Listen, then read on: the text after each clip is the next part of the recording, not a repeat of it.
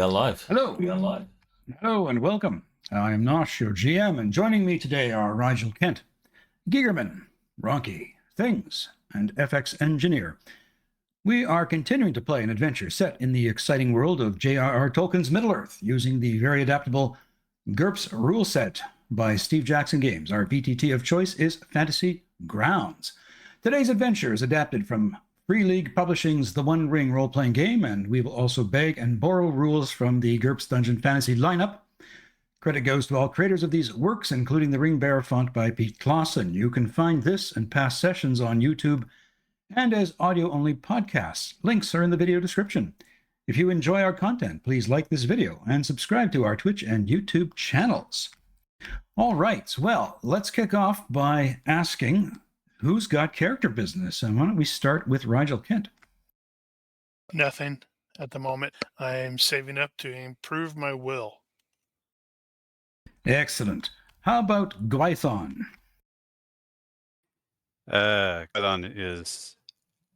I added a handful of minor skills that should have had already, like soldier and intimidation. Good stuff. How about Hori, son of Nori?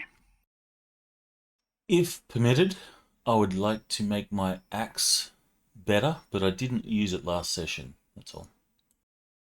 I see. Okay. Let's... when you say make your axe, you're just talking about leveling up your axe skill, are you? Correct. I see. No. Well, you didn't use it last session, but did you put any points in it from the prior session? Hard to say. I do not recall. That's a long time ago. That's more than a week. Right. Well, let's retcon it and say you're throwing a point at your axe skill. All right, then I shall increase that. How about Nain? Some inventory management, and with permission, history, generalized history of whatever the land is called. It's too early in the morning for me to remember the names of Lord of the Rings places at the moment. Middle Earth?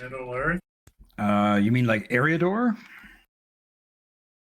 Yeah, the one we rolled 10 times last week. Yeah, well, Eriador would be a good choice. Is that a yes? Is that a yes? Yes, that's a yes. How about our Hobbit, Tolman? Hey guys. So my character business is I tried to tweak the traits a little bit. I got rid of greed for him, but I kept kleptomania. I'm envisioning kind of like Gigerman had said, kind of like a Kender, like he just grabs, sense of community property. He just grabs stuff. He doesn't really think he's stealing it. So anyways, I switched some traits around. And then I also put points into, I put 1 point into gambling, 1 point into observation, and 1 point into lip reading. Excellent. Too bad the things you're going to encounter don't have lips, but someone will have lips in a future session. I have lips. What are you talking about? All right, that's great. Awesome. So we did flesh out Grog, the dwarf servant for Nain. The two-legged pack that mule. is inventory management. Too many dwarfs. Definitely too many dwarfs. I'm going to reshare the island picture of Tol Morwen with you.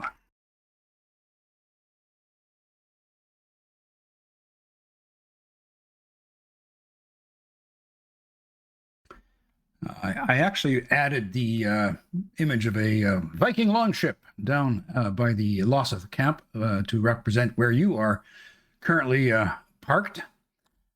But we last left off with you guys. Let's see, you were... Let me get into ping mode.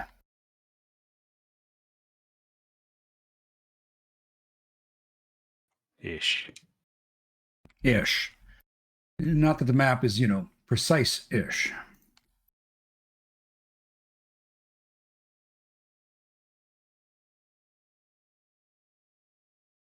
As we crest So- the hill, Hori is compelled to look in the direction of those black areas. We should investigate those. It's black. I cannot see there. We've got to get closer. So, the path you're on is going to lead you along the edge of the fortress, the old Númenorian fortress, to a point somewhere about there. That looks like a path going to the top. Is there something at the very top? Yeah, there is something at the very top. Okay. So, Is that a do building? we want to go or is that look at just that the watchtower rocks? or investigate the giant castle? Well, what I'm saying is that there is a path leading that away, but to ascend the mountainside to get up to this path here, it looks rather hard to manage.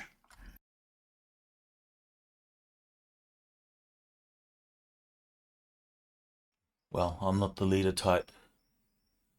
I think it's... I can climb things. We have let's established go to that the roof. Caladorn is the boss man here. And he doesn't know how that happened, considering his leadership is a whopping 10. But you're so tall. You Is mu- that how it's determined? You must be the one in Since when the charge. You are so dwarves take tall. orders from humans? Right. Let's go up to the top. I'm curious to see what's up there. And at the top, maybe we can see what's in those black areas that we can't see right now. Are we about to find out who can climb and who can't? Yeah, what I'm saying is that it is a rather steep climb to get up to where you want to go to this path here. There is a winding path that leads somewhere around here along the edge of the or the base of the fortress.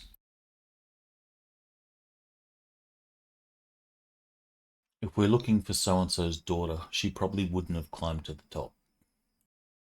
If Well- it looks like a nasty climb. Probably not directly, no. I was going to ask, how long ago was she here? Oh, so the Lossoth, they said they were here like a matter of maybe 3 or 4 weeks. 3 or 4 weeks. So if she left a trail here, it'd probably be long gone. So we don't have any other indication of where she might have gone, except that this seemed like the logical place. I has rope as well. My rope is elvish. It's better than yours. Apparently, I don't have rope.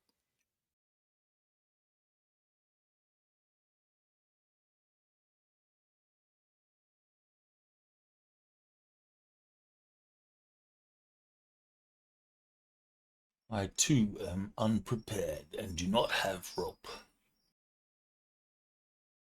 And I do not have climbing skill. Okay. Wow, really?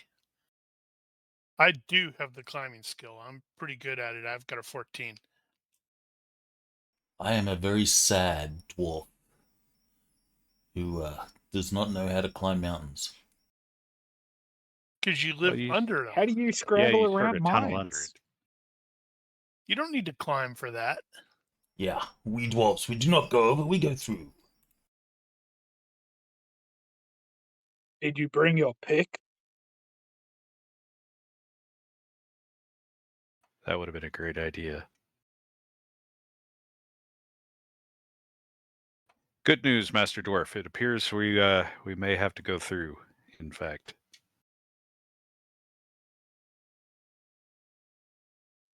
It'll be fine. Let's follow the route that he said, was like, whoops, that was wrong.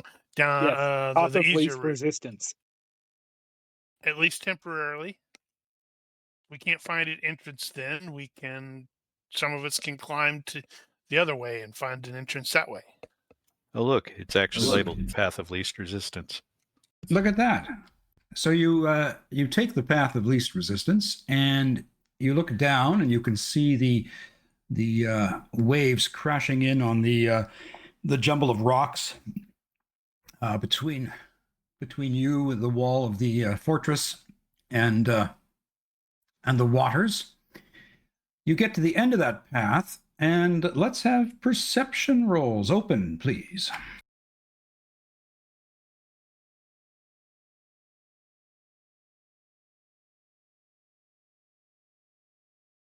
Ooh, fail by 2. Wow.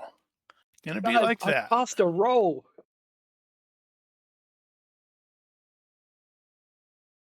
Okay, for those of you who succeed, you notice that there is a very old and not well used path beyond this one, and it is kind of like a goat path, and it's moving further sort of to the west, almost like it looks like it's going around kind of this area right here, just around here.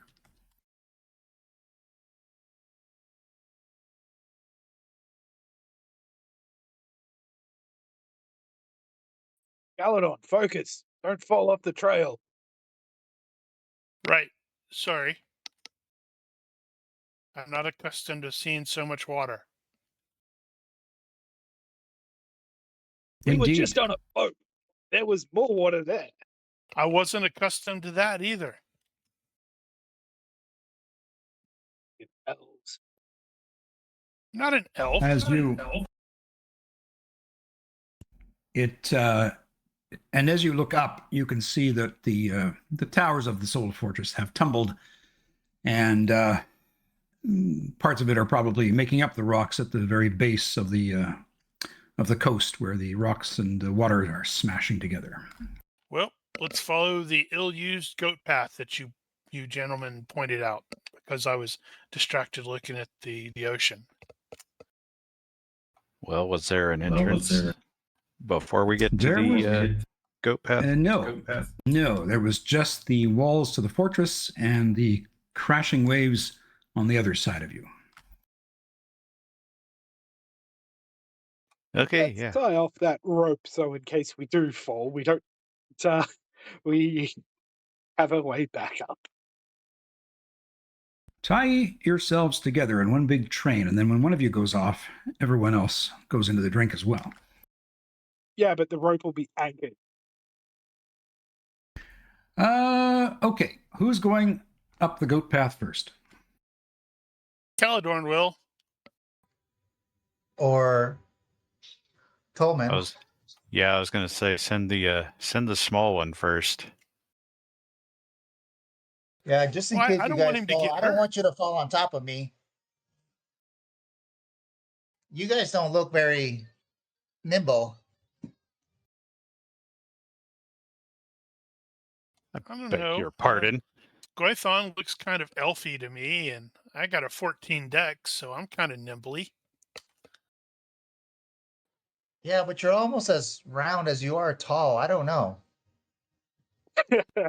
I like this one. I think you're standing too close.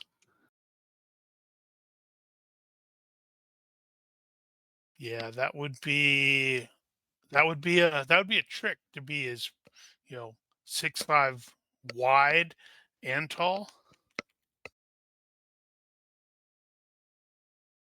Well, if we're gonna send the dwarf, I will, or the hobbit, I will follow the hobbit. Okay, Tolman, you're in the lead. I'm certain You- this isn't gonna end badly. You move along the path. Your danger sense isn't firing off at any point in this, but your eye would suggest that no one has crossed this path for a very long time. There's rocks that have fallen, or say brickwork or stonework, masonry, that have fallen even on the goat path and damaged it. But it is passable, and you walk a certain distance, as I indicated in the map, and it comes to a dead end. there's just nothing but a steep fall to the waves below. Mhm. And there is only one way up, and that is straight up. And you can sort of see where there's some battlements. It's about, by your eye, about a 30-foot height.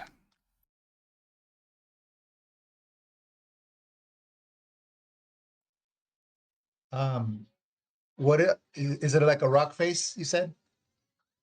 It's basically rock, and then it's the start of the actual fortress. So there's lots of places to grab.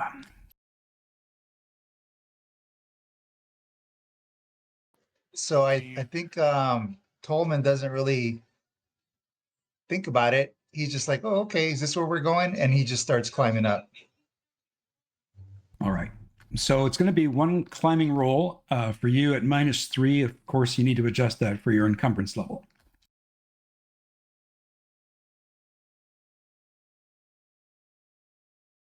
That's why you had me do so much annoying inventory management. Precisely. Okay. Success So, by Tolman. success by. Tolman, you have a not exactly the easiest of climbs, but nothing that your nimble fingers and foot can't deal with. And you get to the top, and you can see that this is a mighty fortress indeed.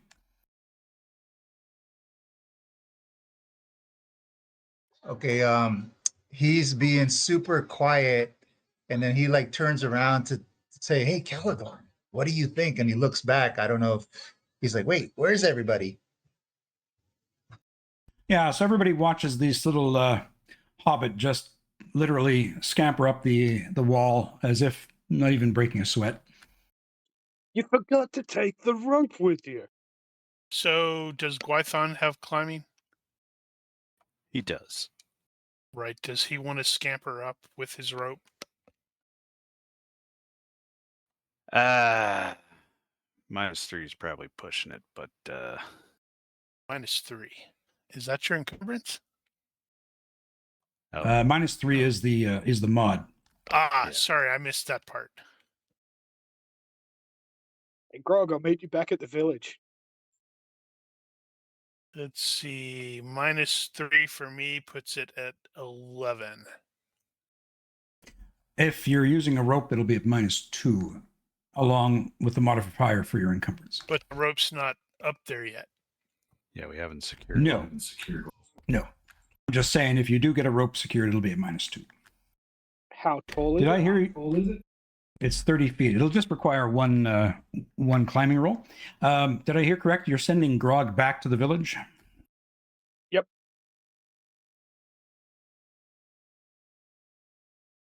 And that's the last we will ever see of him. He's gonna find No a way, hole. he's got my and- signature gear he's carrying with him, so. I know. That's the thing. So I won't see him, I'll just see my books. Got it. Like, that bastard. So, is he staying or is he going? He will go. Okay. That's So a great Grog, way to watch someone disappear. So Grog actually smiles a little with a look of relief coming over his face, and he nods, aye, and abruptly spins around on his foot and walks the back the way he came.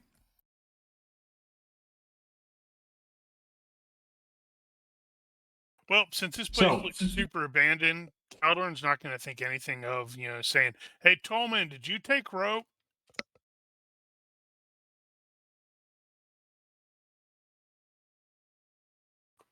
Yeah, Tolman looks down over the edge. He's going to see people getting rope out and looking up there, scratching their heads. He's like, "Oh my god, like totally forgot," and scampers back down. Hopefully, he doesn't fall. Well, let's GM, roll that how high again, did you buddy. say it was? 30 feet. I have enough. I mean, we could probably just throw the end of the rope up there. He could probably catch Nope. He wants to scamper down. We want to see him roll the 18. Okay. So, Tolman, you easily scamper down now that you know exactly where you're going to put your feet and your hands in reverse. He's like, "Oh, I'm If sorry, he adds guys. 6 pounds, I does thought he, you were right behind me."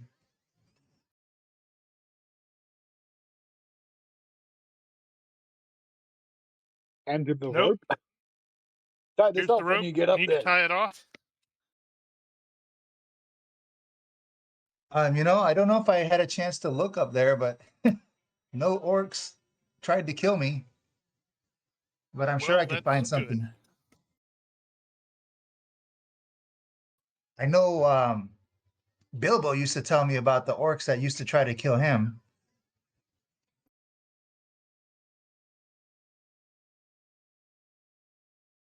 All right, so should I try climbing back up with the rope? Yes. Yep. Yes, you should. Do we have a grappling hook by any chance? I do not.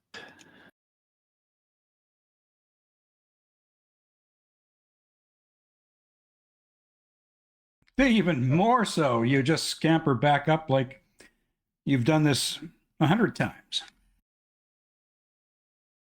All right. If I could find a place to tie off, I will do so. You sure can. Can I get a knot tying roll, please? You would ask for something like that. Not going to let him use climbing. Excellent. 15. He doesn't need that. Excellent. Okay, so Tolman, you basically tie this thing around a battlement that looks very solid to your eye, and you tie it very skillfully.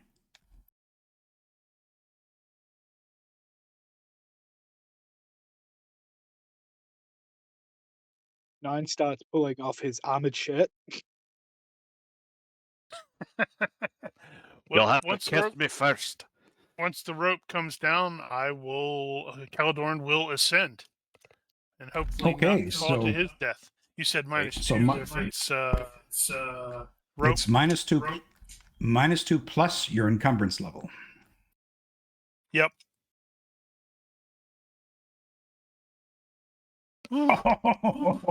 Barely.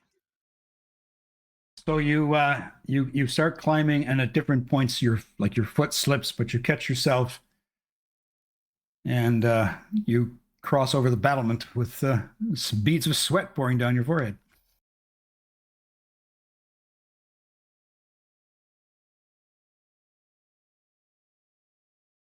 Next. I suppose I'll go. And if there's any way Caladorn can assist people as they are climbing, he will do so. I'm going to take a little extra time. I am in no hurry.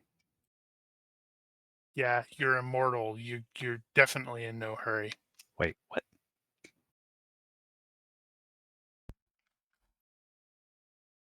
I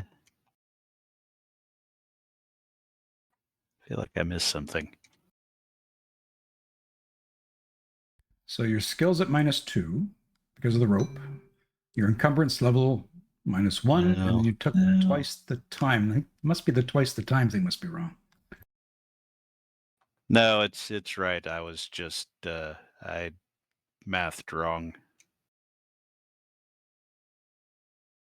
I probably is meant that to a take legit- more time. Okay, is that a legit fail? I suppose it probably is. I mean, Splash. doesn't necessarily mean disaster here. It almost Usually a failed is. climbing roll just means you don't progress. So it was just one roll only. So Dungeon Fantasy rules are, I think if you fail that roll, you fall. Okay, hang on. But hang on. So if you wanted to turn a failure into success, you could spend 3 hope points. 3. 3. Is it just to add a +1 to it? Well, has to be declared before the roll is actually made. Damn it. He does Fine. hope points. 3 it is. I haven't used any anyway.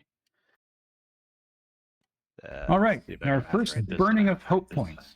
Okay, so Gwython, again, looks like he almost slips, but then remarkably recovers and gracefully bounds over the battlement. Kind of like, when a cat fails to jump successfully, but doesn't want to look like it, did that on purpose. Mm-hmm. Okay, who's next? Make sure you get your math right. Hari, Caledon. You'll have to hoist me up. Yeah, Caledorn's up there already. So is Gwython, and so is Tolman, which leaves the 2 dwarves behind. In a somewhat Yep, so- ashamed tone, he'll say, "You'll have to hoist me up. I'm not much of a climber." Actually, I will Gwython is tie gonna my gear lower- off. Gwython is going to lower his rope as well and sort of give everybody a double assist there. Yeah, so I will send my gear up first. So let them pull it up, Ah, there you go. and then very slowly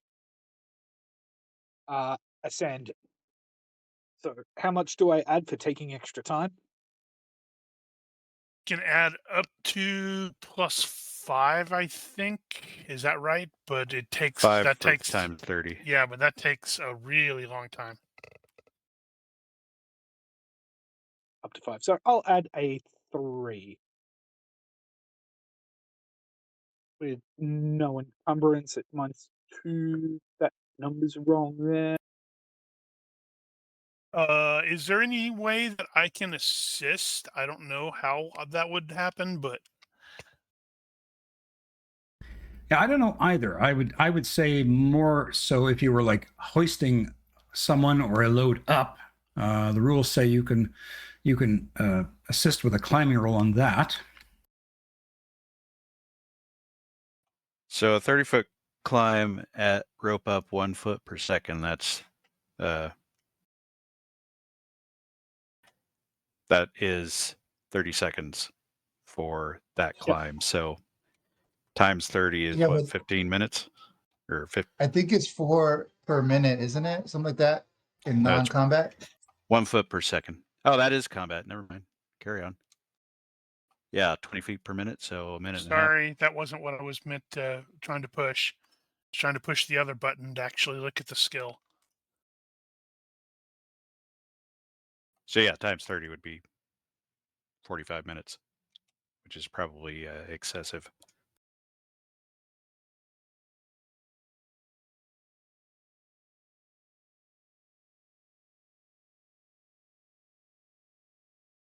All right. So, Nain, taking Very extra slowly time. makes it up there. Mhm. You get your way up there, gingerly grabbing here, grabbing there, cursing under your breath, feeling the rope slip at times through your hands, but you get to the battlement and they grab you and pull you over.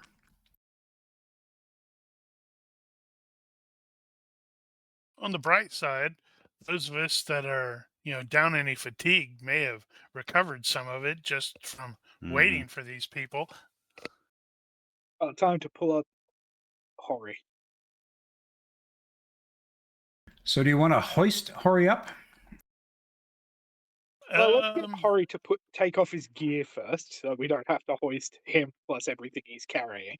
He'll send up his gear and he'll attempt to climb, but he's going to be relying mostly on the hoisting. Okay. So let's say hoisting up your gear, obviously not going to roll for that. No problem. Tie himself off. That'll be the hard part.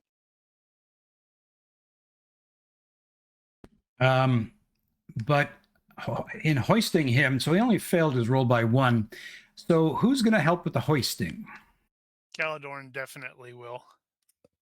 And what's your what is your weight there, Hori? With none of your gear, like what would be your estimated weight? 170. It's probably around about the 200 mark, I assume. No, All it's right. not that bad. So There's no reason we can't get more people to help. Everybody else is up here already. yeah. So I would just say let's have someone make a climbing roll, and let's see. Well, that'll be a representative roll for everybody. Roll away. Well, if we're going to do that, we're going to have Tolman directing us, since he clearly knows the best way to climb. That's true. You got it. You got it. So Tolman, make a climbing roll. I mean, since he's got a 19 and all. Exactly. Some of that will be from like reflexive, so I'm not sure that would work if you're helping someone else. Well, in this case, I figure he's just, he's like, no, you're doing it wrong. You should pull that way. Yeah, go for it, Tolman. Throw a climbing roll up.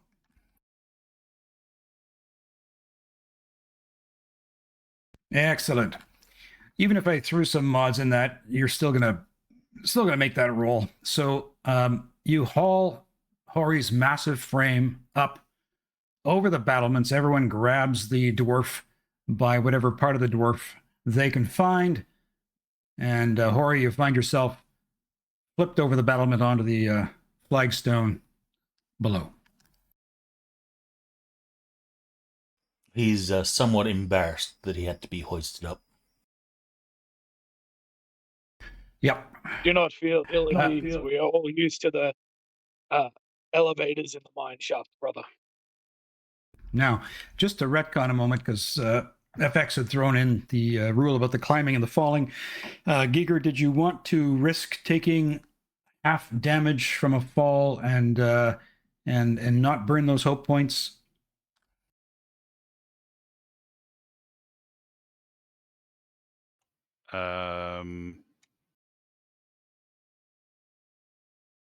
Sorry, I feel like I missed something there. How did that work? How did that work? So basically, FX had thrown into the chat that a failure on a roll means you fall from halfway up.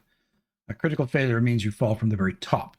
Well, would you like to not burn your hope points and take some damage? The damage would be 3 dice, but it would be divided by 2. No, I'm not doing that. Okay.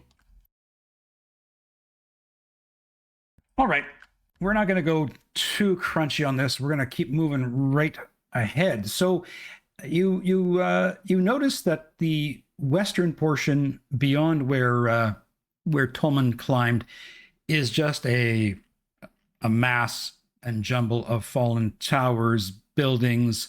The seawater is rolling in through there indiscriminately, and so there's really nothing further west that you can explore. It's pretty much degraded, yeah. So in turning to the east, i.e. back into the island, I'll just read this for you. So 3,000 years of wild storms and raging waves means that this little of this once mighty fortress remains. The great mariners of Númenor built this stronghold partly as an outpost on their northern approaches, but also as a place of pilgrimage for heroes and scholars. So the great sheltered anchorage with its seawalls and shining jetties is all gone, and toppled are the towers that once looked west over the endless ocean and the drowned lands.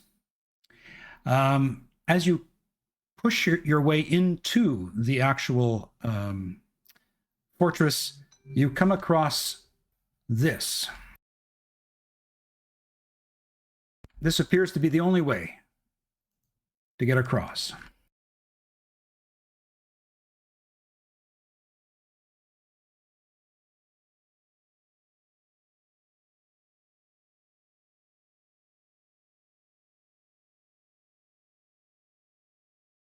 So there's a chasm. It's 7 yards across, and it was once a passable exterior causeway, but of course it's now collapsed. And you notice this narrow tree trunk spans the chasm, but the tree trunk looks really old, like it's been sitting there for ages. Great. That's And not it's about gonna a collapse underneath the dwarfs at all. About a 10-yard drop into the brackish water below. I don't trust this tree. Is that a cave or is that shadow? It's basically like a subterranean part of the fortress, and it's all just filled with water.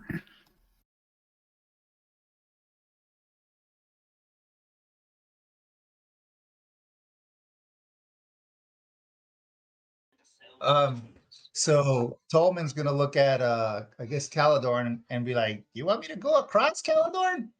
It looks pretty easy." Yeah, we have to make sure that log will hold all of our weight. Yeah, Nine investigates the log. some of us can cross easily enough, but we're gonna have some extra support for the dwarves, I think. Another option is to go down the chasm and just try to traverse along the water, edges, rocks, whatnot, That's and crazy then climb talk. up. Is there anything to secure a rope on the other side? Oh, yeah. There's chunks of battlement from above that are just lying there. Yeah. Well, we could get a lifeline going there. That may be good enough. Yep. So secure a rope on this side as well, and then we can use it as a thing to hold on to as we walk across to make it a lot easier. Yeah. Use Goithons. That way he can just tug it once he's done. It'll untie. Mm-hmm. I'm pretty sure we're going to want to come back this way.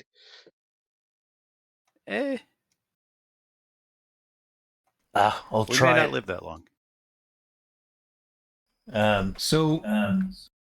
In order for someone to cross on it, it's going to be a balancing. So acrobatics at +2, however, minus your encumbrance level to cross that log. Of course, somebody might be able to jump it.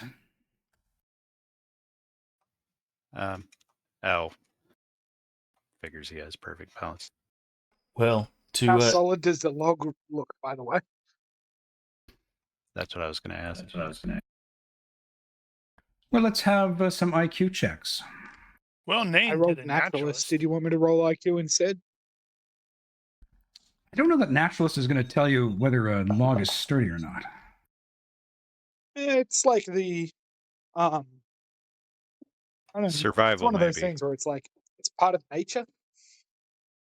Yeah, I would say survival might be more relevant to determining that, but which natural will tell you what always come species to it this. is. Which survival? But This is where it always comes in the books, because it specifies that naturalist is the practical application of survival skills, and survival is the knowledge of how to survive. So I thought naturalist is the study of the animals and stuff. Yeah, naturalist is an academic skill. no, it's the other way around. Naturalist is practical application. No, it actually says he thinks is right. It actually says in the thing is this is the practical as opposed to scientific knowledge of nature in its many forms. That is super weird. Yeah, no, it is super weird. But this we'll work comes with up it. in a lot of games like naturalist versus survival. It's always one of those. Yeah. All right. Well, let's roll with that. You look at that log. You look at how it's planted, and your sense is it's a pretty solid. It'll be pretty solid fine. Oh wait, no, it's solid. No, we don't want to do that. Don't trust it. You should trust the knowledge of the dwarves. We've been looking at building architectural scaffolding. It'll be solid enough to carry both me and Hori at the same time. But it's a tree, and you guys are stone guys. That's true. I don't trust trees, but it'll hold our weight. Well, Hori's somewhat embarrassed from his the need to be pulled up, so he's going to offer to go first. I'll go first. and he'll walk up to the log and he'll straddle Brother, it. let the little one go first. He won't. Shit. Yeah, so I'm just a tad over 3. Is Tolman's like skipping over there first or what? Well, he's kind of impatient. He's going, but he did, Caldorn kind of gave him that look, and he learned his lesson from the rope. So he's kind of waiting, but a little impatient.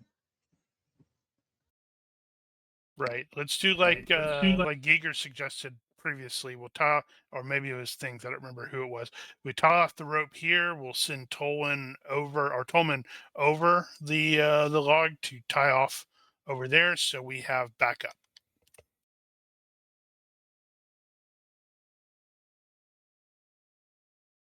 All right, I can walk across. I have perfect balance, so it says that I can walk across ropes and tight ledges and all that without having to roll. So I can just go.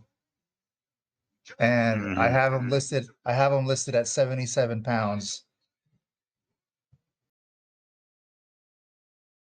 Yeah, we're just Plus- discussing this. You're just cartwheeling back and forth. Precisely. All right, I dropped it in the chat. That's kind of the rules from Dungeon Fantasy on crossing something like this.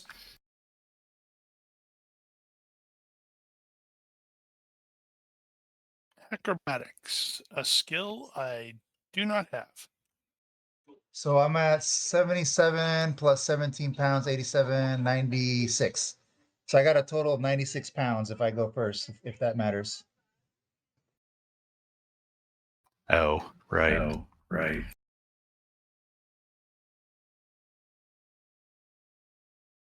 And Tolman will start walking across with the rope unless somebody stops him.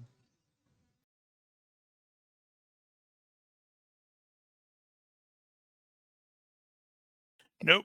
Gonna have you tie that end off over there while we tying the other end over here, so we can hopefully avoid plunging to our doom. So acrobatics is Dex -6. Yeah.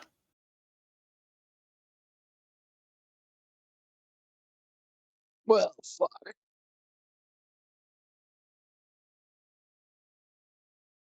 So remember, you can say you're going to burn some hope to give yourself a bonus on your roll beforehand, or if you fail, you can burn hope to make it a success.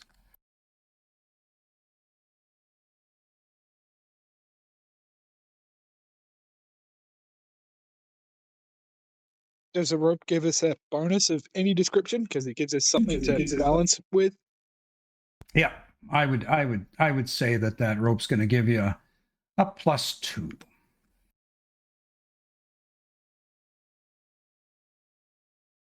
Aren't you glad you aren't being like, there aren't orcs bearing down on the causeway behind you? No, because it would be funnier. Right. Well, this will be interesting. That puts my acrobatics at 10.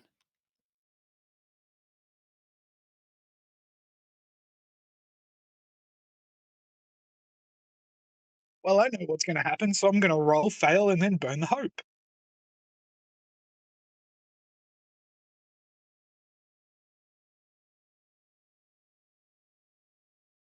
And I'll burn 3 hope to make it a success. All right, 3 points of hope. Holy cow, I made it. Doing? Look at you.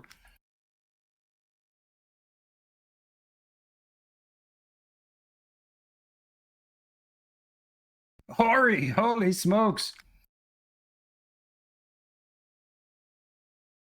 1, 2, 3, 4. Okay, that's everybody but me. You know, Gwython, you could probably jump this. Should probably release Grog since he's not with us. Just because. Sad. He took all my books with him.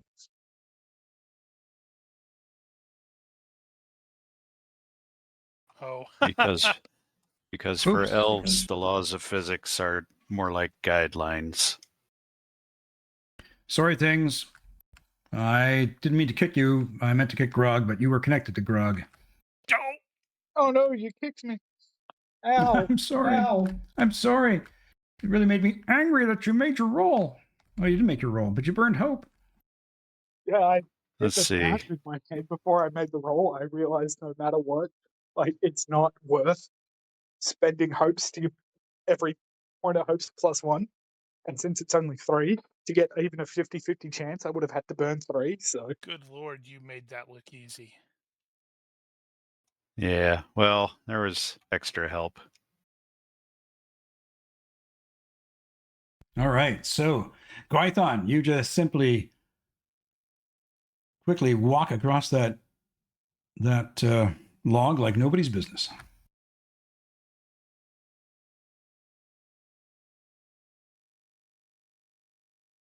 Of course, the light walk was wasted because it held up to everybody else's weight, so that didn't do anything. But I did it anyway because I can. Because why not? 9 didn't faceplant on the log as he was going across and managed to scramble over somehow. Tolman's looking at Gwython like, wow, that was really impressive there, Gwython. Was it? I thought it was a little sloppy, to be honest.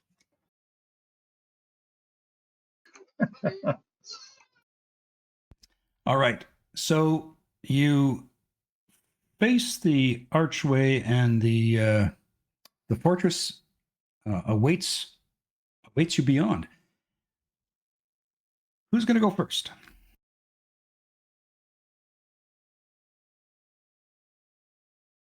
I can scout ahead if needed. What's visibility like? It's pretty dark in here. There are beams of light coming down through the various holes up in the roof, and but it is still fairly dark. Right? We So should I- probably make some sort of torches or something. I Well, have I can see some level perfectly of night fine. vision.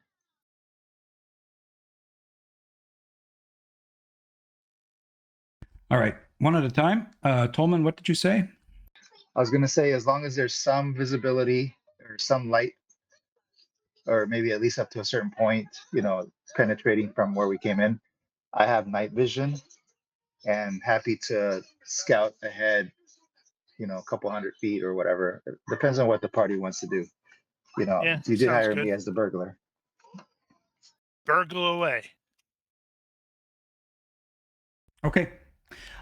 So you move into the eastern portions of the fortress, and there's nothing here that's really a threat. Your danger sense isn't going off, and it doesn't take you long before you come into basically a room that has a bit more light coming through, and there are a lot of carvings on the walls, and there's a sort of a central dais that is half buried, and it looks like, again, there are just some interesting carvings of humans, of men.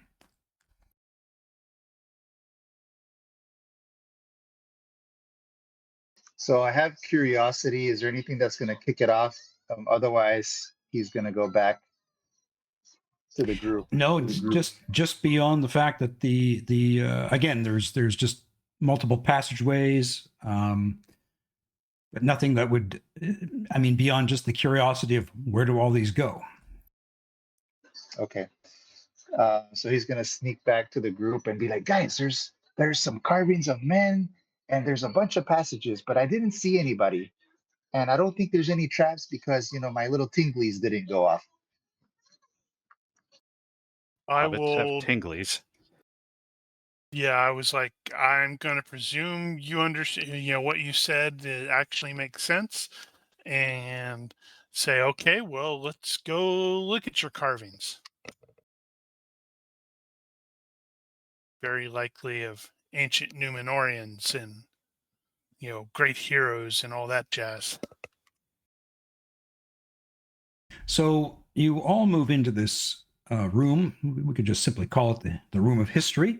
But indeed, there is a central sort of dais, and it's half buried now. It seems to have sunken into the ground.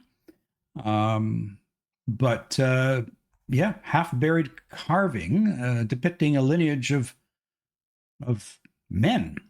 So those skilled in history Dunedain, you get a roll at +1, or those with history of any other kind can roll at -2 to identify these figures. Damn it, I took the wrong history.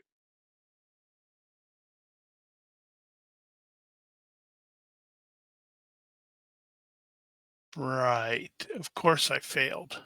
I don't think I've succeeded once on that roll. Okay, so I'll bring up the images here. Nain, you identify these figures.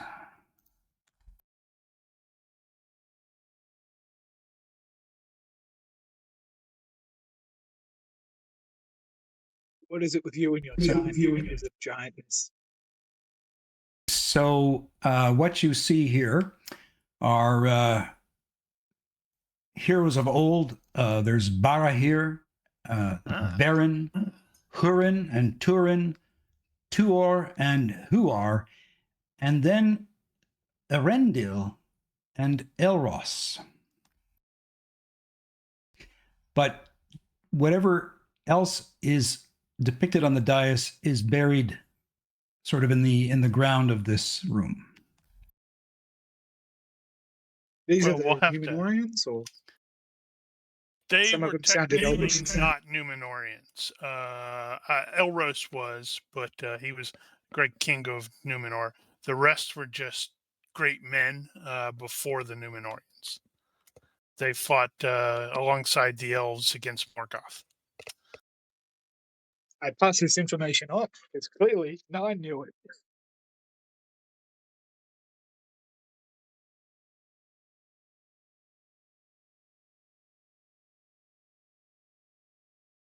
Yeah, and actually, Elrond, or not Elrond, Aragorn actually wears Barahir's ring. Even in the movies.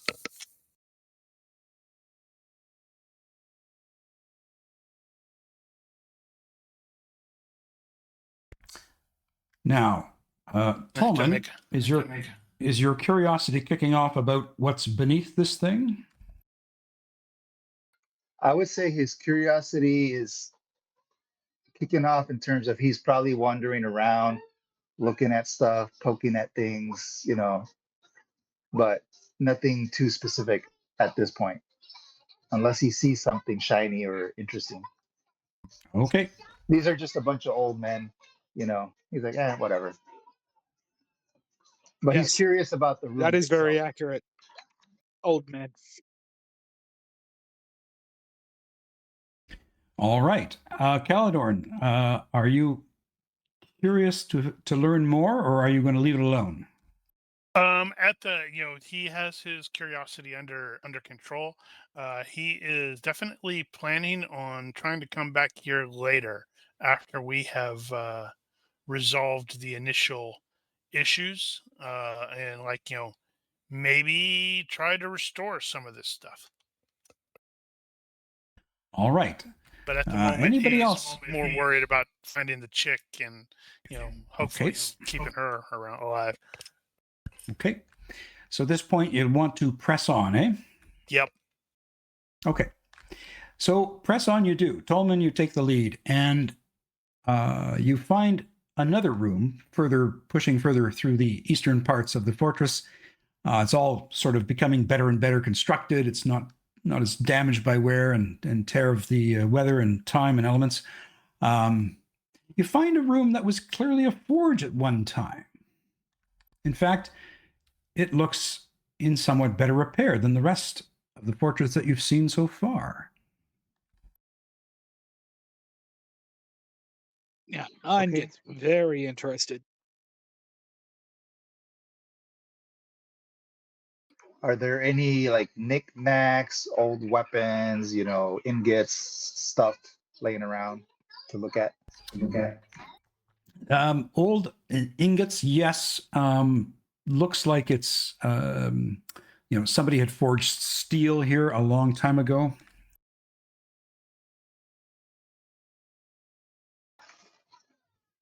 I think curiosity's peaked up a bit for Tolman. He would probably do some sort of scrounging or search roll if we lingered here for any amount of time. Otherwise, he'll follow the party. What do the dwarves think of this forge? Nine investigates. He wants to look around and see if there's anything interesting, or if anything is like not quite the way it should be as well. Okay. Okay. Not the elf. How's he dealing with this stuff?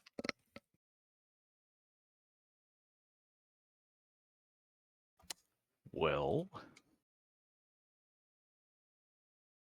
he's still a kid, elf-wise. He doesn't have any historical background really. So this is all new to him. Right. I had forgotten about that like one of the dwarves is actually older than the elf. I think I'm older than the elf. I'm not old. What are you talking about? I said older.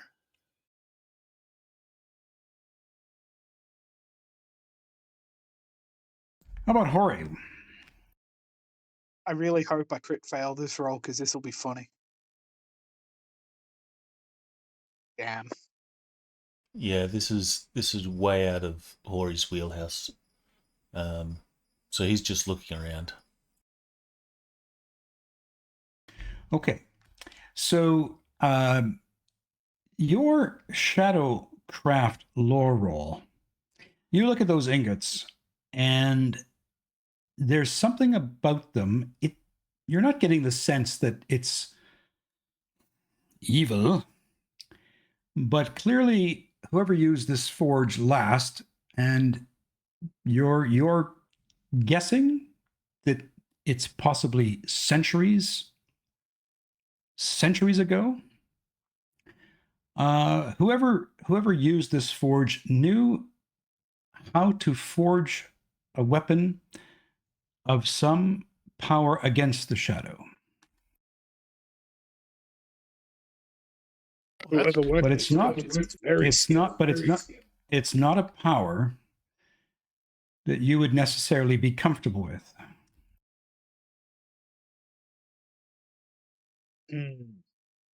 Something not quite right. Do you have eidetic memory? Yes. You recall the words of Eglian, who said that there was a sword, but it was not quite right. I think this is where the sword that Eglian spoke of was forged.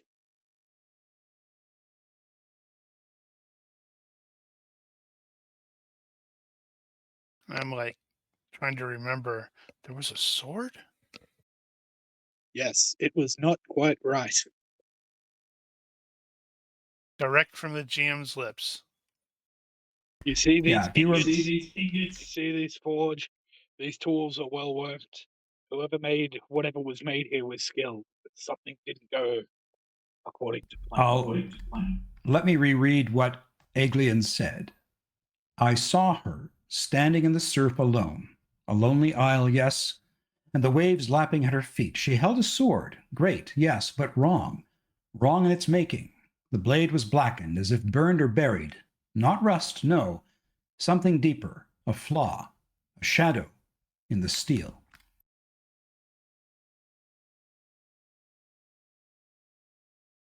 I'm certain that won't come up again.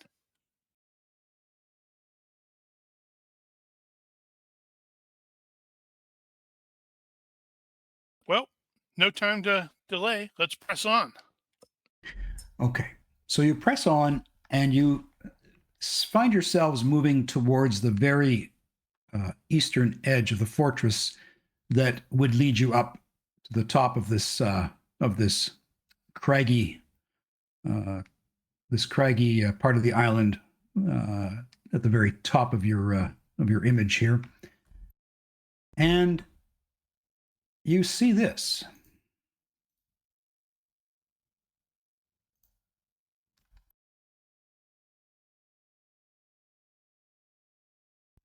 You see a row of statues. They're all pointing swords towards the walkway.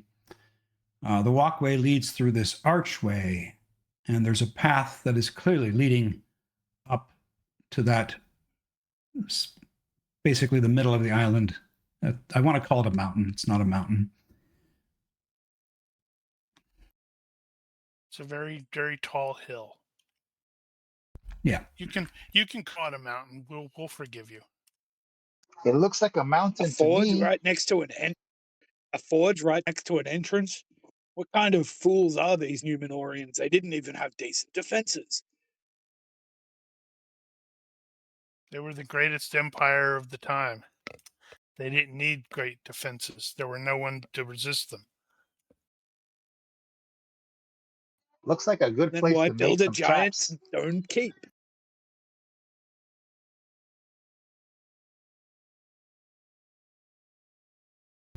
And this ends the exploration of the fortress, of the rooms that were of any note to you. Nine will grab some ingots before leaving the fortress for study later. Okay. He wishes to increase his encumbrance.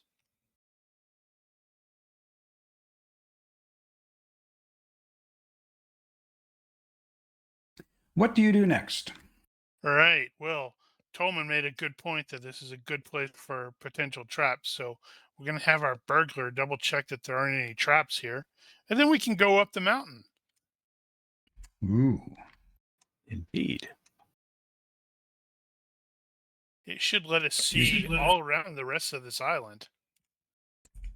You should, you're experienced adventurers. You know about potentials of traps. Yep. Okay, Tolman.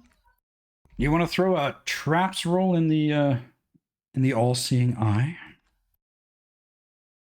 Or not? Okay.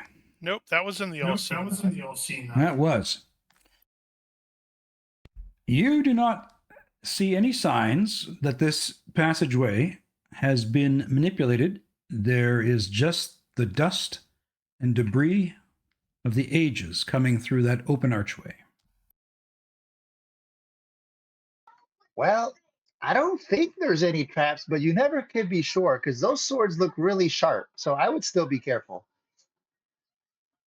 And then he proceeds to start walking across.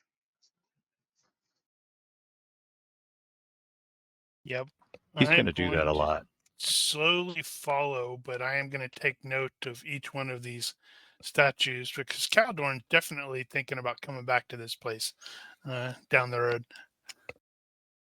Yeah, so they basically look like they're Númenorians of old, but there is Like nothing really kings. descriptive about them.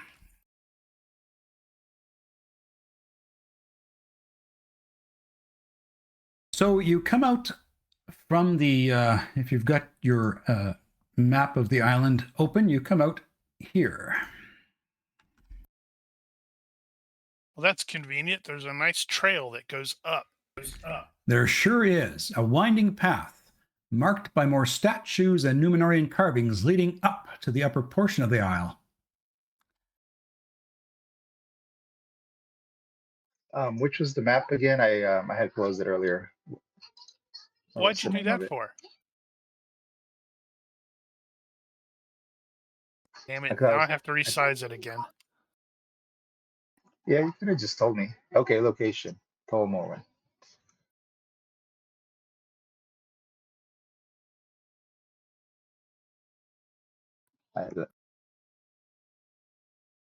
So yeah, you're sitting there, and the pathway is before you. Up the tiny mountain we go. Oh, and I could see a trail going towards the top. Yep. Let's go up there and see what that is on the top.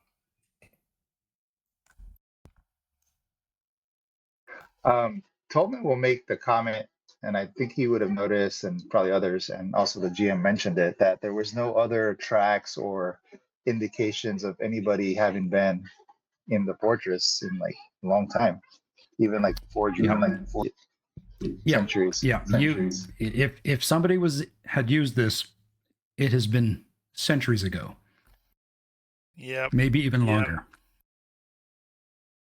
Are you climbing up to the top? Indeed. Okay. Let's see what's at the top, and that way we can look down to that area as well. Sure thing. So let's start with the obvious, what you can see once you get to the top.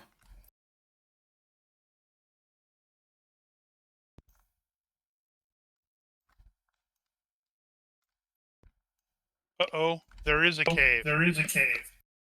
Now remember, this is obviously exaggerated, so it doesn't look quite that large.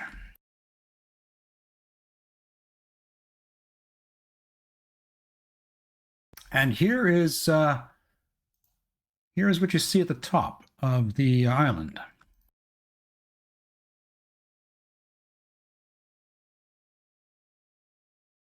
Oh, it's not a tower. Here on the highest spot of the island, there's a green burial mound.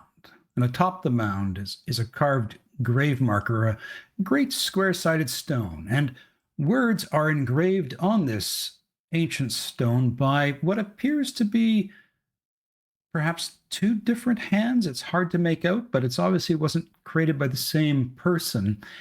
But neither inscription can be read. The stone is worn by thousands of years of wind and rain.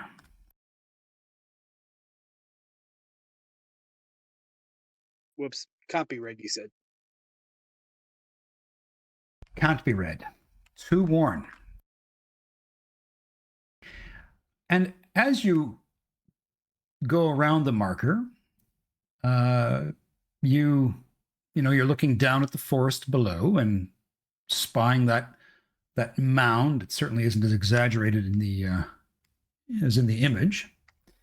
You suddenly become aware that there is an old woman sitting in the shadow of the stone. Wait, was she there before? She was not there before, at least not when you were walking up. An old woman, possibly.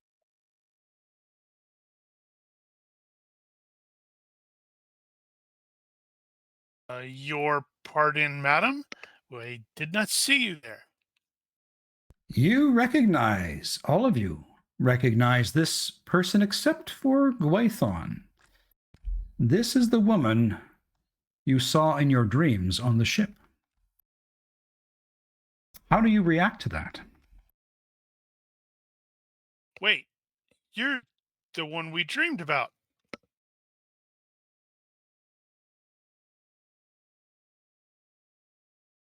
Possibly a little bit of shock. Surprise. Son of a bitch. She's the woman of our dreams. There you go. I wouldn't go that far. Yeah. Okay. Yeah, so Hori and Nain and Tolman, what do you think? You do recognize this woman as being the woman from your dream on the ship. That means this dream was something more than just a dream. I do not like this. Well, not. Those dreams were temptation and desire.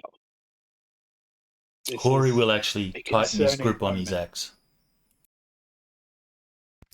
Tolman, what do you What do do you you do? want, woman?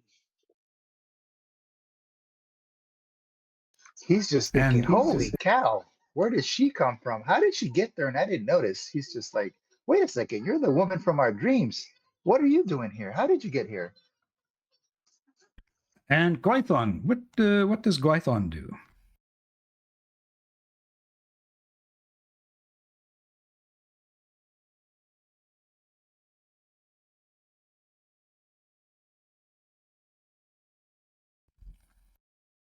Damn it, Or you is keep catching Gwython me while I'm stupefied? thinking of something else.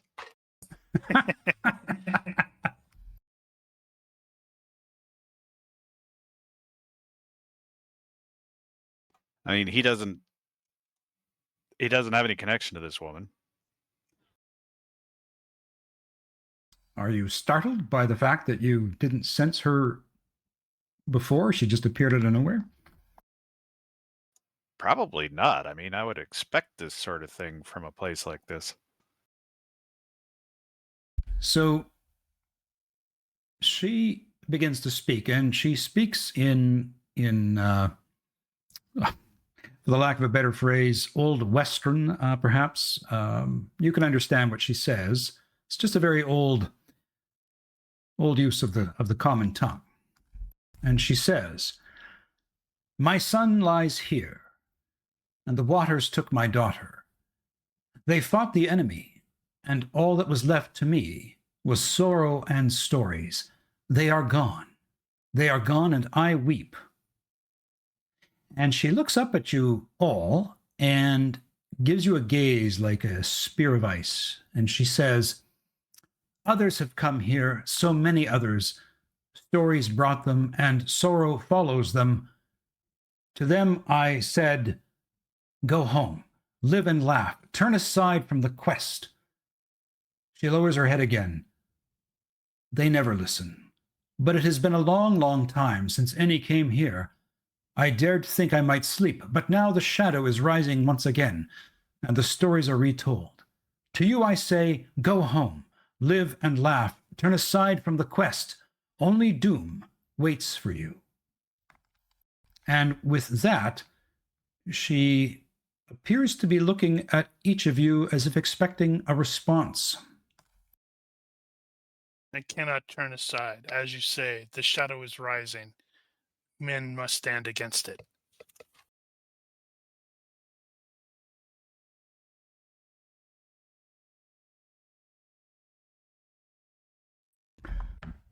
Do the others have any response to her? Are you here to warn, help, or hinder? Because right now, you're not doing any. Others? Hori will say, I stand with Caladorn. And we do a fist bump. Even though that's wildly inappropriate for Tolkien. Okay. Gwython, do you have anything to say to her, or are you remaining silent and stoic?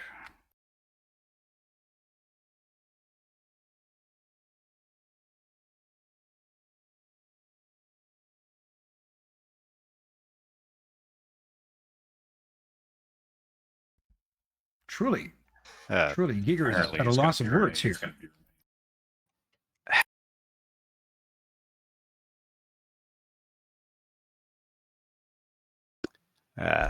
What? All right. Okay, Giger has gone AFK.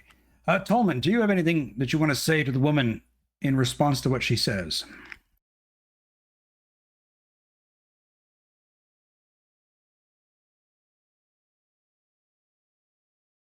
Nope, Tolman's tongue is caught as well. So Caladorn and Hori and Nain, she looks at you three, and she says, she looks at you, Caladorn in particular. One of your kin came here many, many years ago. She should have heeded my words. Instead, now she too is bound to this world of sorrow. I say to you a third time, turn aside, go home. She acting like she's expecting another response from him. Yep. Okay, he will probably respond with, it's like, and I say again, I cannot. Men must stand against the shadow.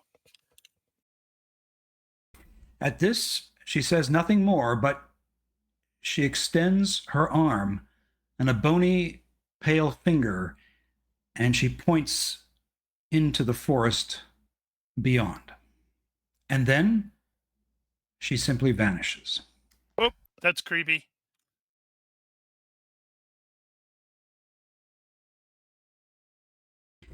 And from your vantage point, you can see that there is a path on the other side of this giant craggy hill that switches back down into the forested area.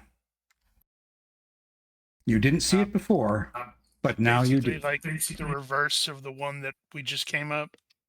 Yep. How convenient.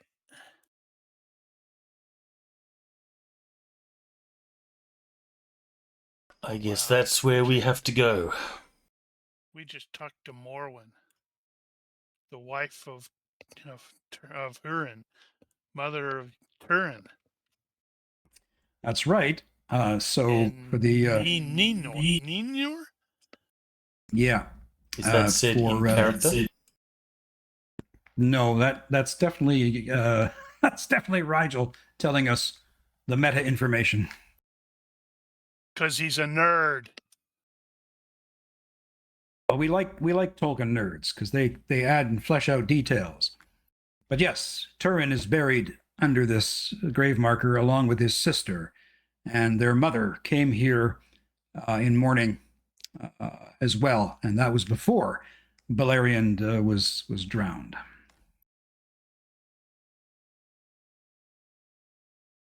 Yeah, I don't think Caladorn is going to necessarily put the pieces together. Because he's clearly doesn't have the appropriate skills, but he is going to treat the grave with the appropriate amount of respect before we descend. Okay. So the forest beyond beckons, and you start to walk down that switchback trail, again realizing that it has not been used for a very, very long time. And you come to the foot of the hill, and you see this.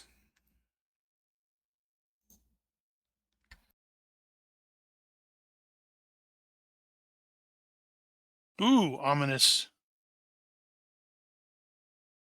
The trees, they seem to move and whisper. Tree roots and branches seem to claw. And there's a foul and cold wind that howls through these woods. Why does it always have to be creepy woods? For once I'd like to walk a forest trail with flowers. All woods are creepy, but this one especially so. So, there is a path, and by your reckoning, it is leading straight to that mound you saw from above.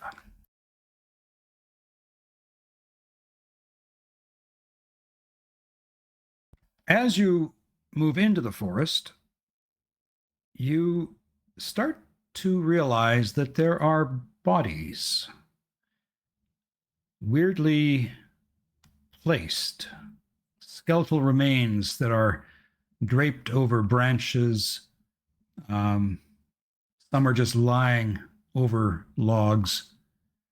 Not numerous, but obvious.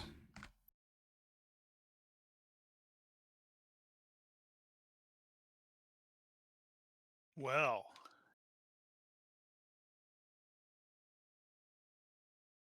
we will keep an eye out and make sure that girl, was it Elwing, I believe it was, isn't one of them. Yep.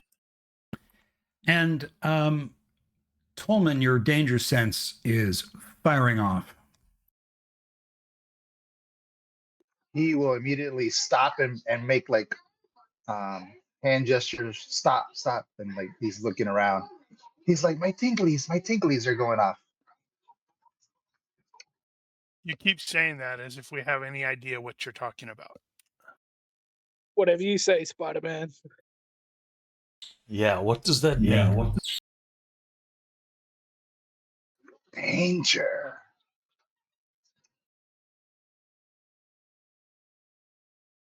Hori will ready his and axe.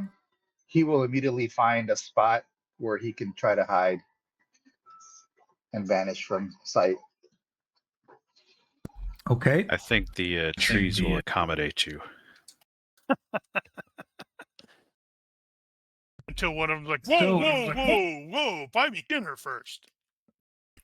So nothing has changed. I'm just saying, as you're moving into the forest, Tolman, your danger sense is definitely tinging off. But there's no change. There's no enemy coming. It's precisely as I described it. But the further you press on towards that central area in the forest, this oppression becomes heavier the further you go in. The question is, are you going to keep pressing on? Well, I just talked, crap to Lady Morwen about saying, men have to stand against the shadows. So I kind of backed myself into that corner. So I have to. Okay, then everybody who's going to press forward has to make now a shadow test or gain 1 shadow point because of dread. So remember that this is a will check modified by whatever advantages or disadvantages you have. But not combat reflexes. Holy cow, success by 0. But not combat reflexes, that's right. Figures. Okay.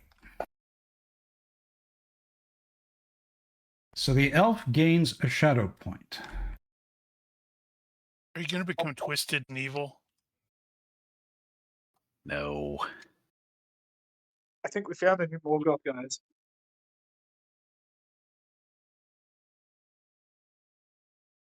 Okay. So everybody else succeeds. Just barely. Just barely. Just barely. So it's quite profound, the sense of doom in this forest. And you press on through the trees, through the gloom, and you see this.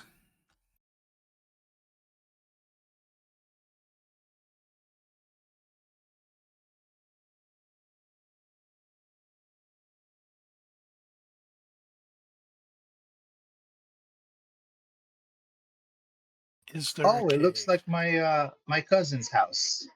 He used to live in a hole like that. So this has every indication of some sort of like barrow of some kind. And when you look around the area, you do see a lot more skeletal remains here and there. You also see beyond the barrow, you see a lot of thick spider webs clinging to the trees. Oh, damn. Now I'm trying to God figure out damn which it. is worse. Is it the undead is worse or the giant spiders? Oh, yeah.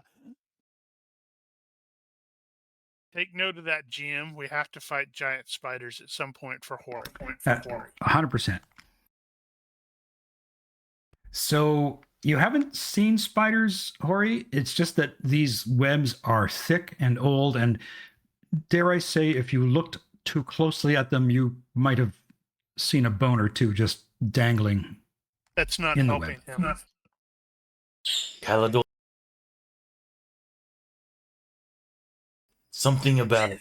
Visible gives part me a spider chill. webs, they're not the ones to be worried about anyway, so it's fine.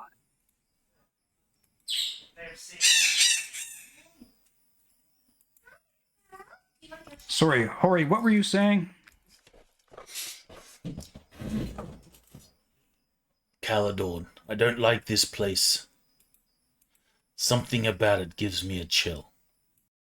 He's not letting on that he doesn't like spiders. Aye, well, let us find the girl and get away from this place.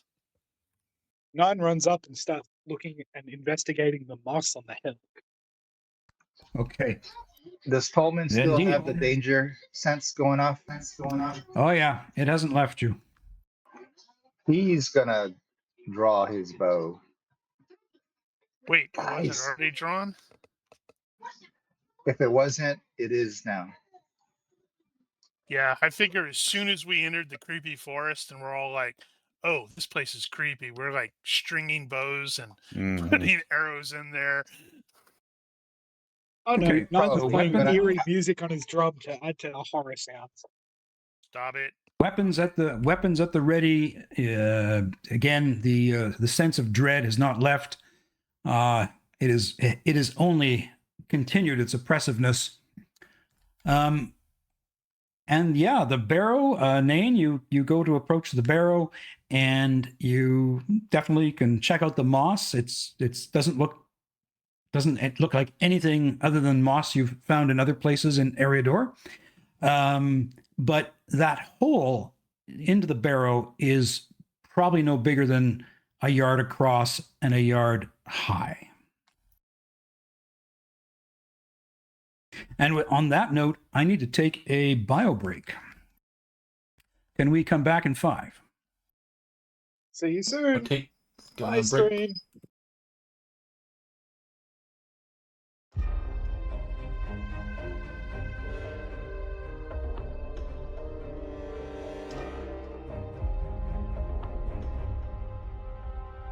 Okay, we're back. Okay, welcome back. So the question is, who is going into the hole?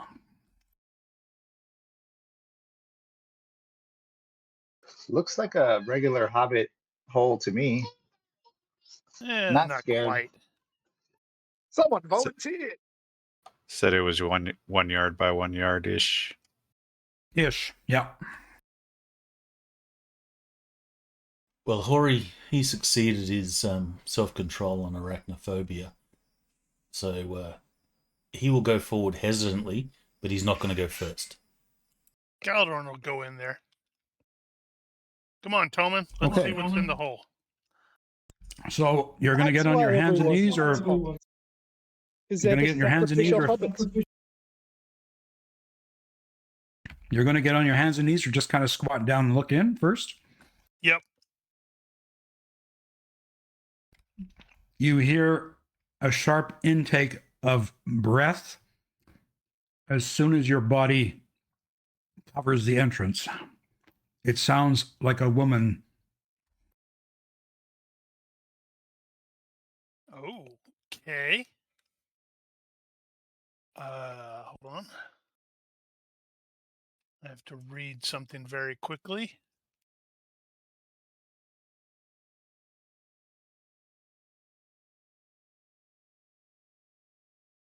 Yeah. Okay. So, Caldorn has selfless. So, thinking that that is Elwing, he is going to hurry in to try to pull her out of this. Hopefully, I hope it's not a trap. Okay. So you push on through the entrance, and the barrow was much larger inside than just like a hole burrowed in, right? It opens up inside. And you hear this, no, no, no. And this is what you see. Mistress Elwing?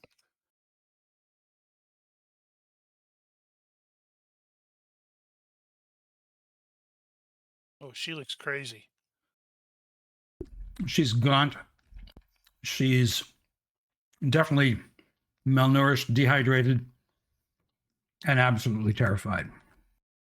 And she has evil red the eyes. stream is still showing the vaccine screen, by the way, Ronky. No, it shouldn't be.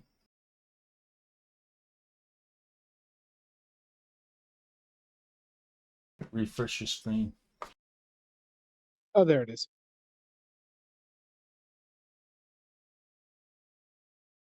Almost had a panic attack then.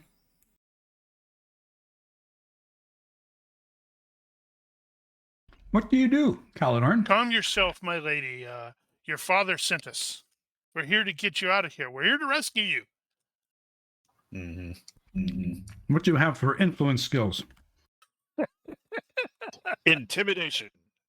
Leadership at 10. No, I don't think I have intimidation. I don't. Come with me if you want to live. He is a terrible person about this sort of thing. Spends just too much grab time her. in the woods. Yeah.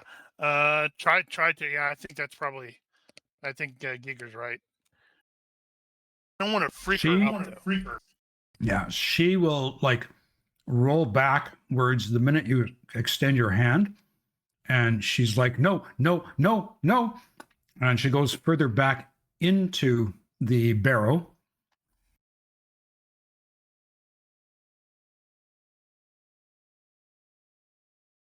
We're here to rescue you.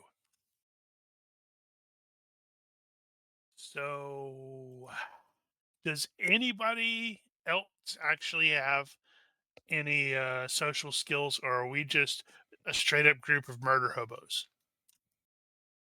I have musical influence. It takes half an hour. Yeah, that won't. That's no use. I have intentionally negative didn't social take skills. I can violently be social. Yeah, this isn't that group. No, it isn't. Well, okay. So I guess what I'm going to do here, GM, is I'm going to make a reaction modifier first, and then I'm going to attempt the diplomacy check. I'm not going to succeed at the diplomacy check, so I'm going to have to use the reaction. Yeah, you also have hope you can use. I have fast talk.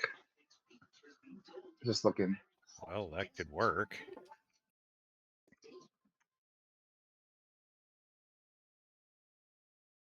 But I don't know. He does it. He's. I don't know what he would say. It's fast talk. Talk fast. The exit's this way. I'll be like, we're just here. Are you the lady we're here to rescue? You look like you need help. Do you want to come out? Come out with us. Let's just get out of here. This place gives me the creeps. I suppose the dazzle them with bullshit is hey, I think there's something further down in the cavern coming out. You better leave.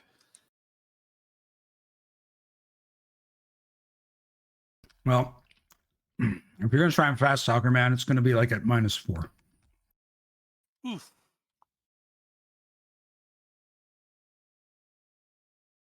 Well, I might as well try.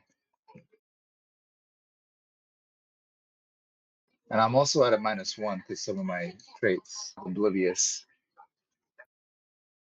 So -5.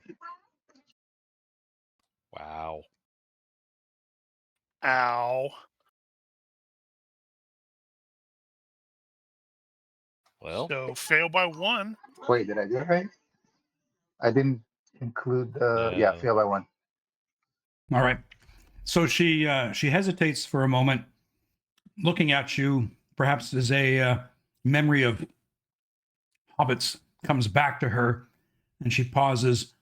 But she won't dislodge herself from the mud and grime in here, and she just says, "Oath.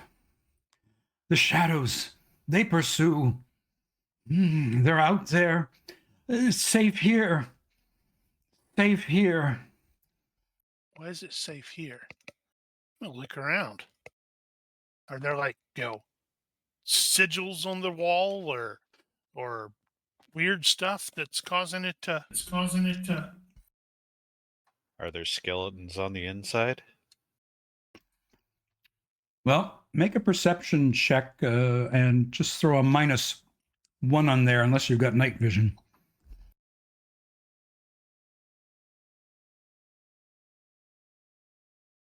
Success by 3. So, okay, so the only person who's in here, I'm presuming, is Caladorn with Tolman kind of squeezing in behind. Nain, are you scrambling in here as well? Nana go screaming. Okay, so you can hardly get through that 3-foot frame, but you do. Caladorn, because you're in there closest, you see this not too far from you. One moment.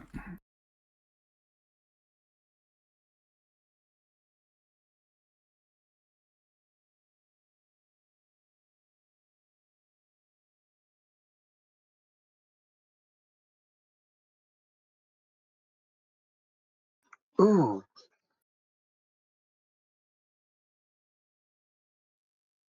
Sword. Oh yeah. Now, now, before you do anything, tell me kind of what you're planning to do now that you've seen that hilt.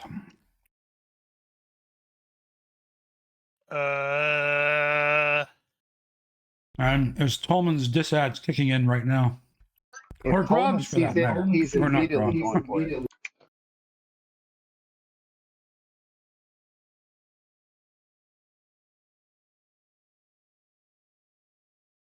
Oh yeah, Tolman, you saw it all right. As did Nain.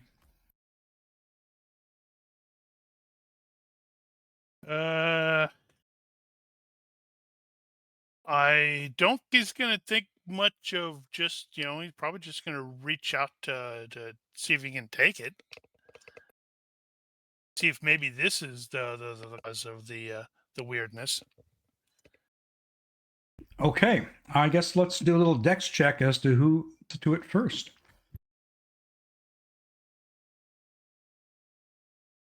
Quick contest of dex between Tolman and yourself. Good lord.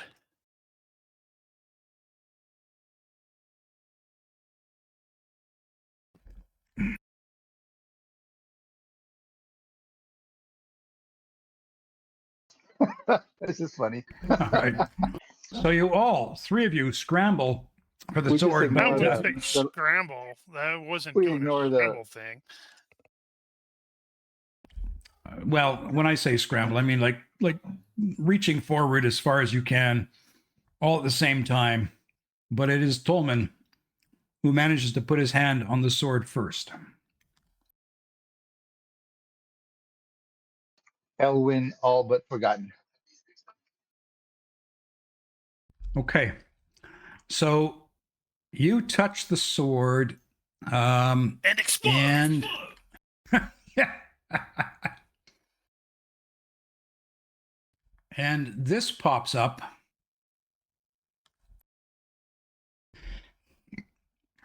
Wait, is this like a broadsword? Can Tolman even pick up a broadsword?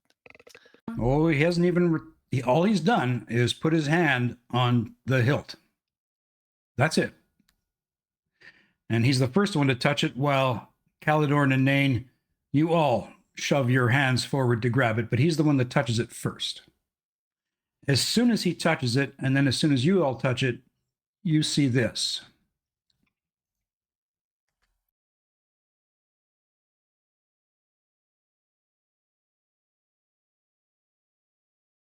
Simultaneously, sense simultaneously, who's standing outside the hill at the moment? It's got Gwython and Hori.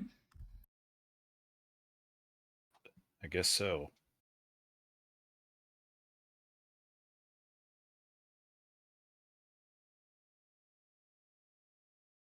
A mist rolls in around the mound. I mean, a mist that super freakishly just appears.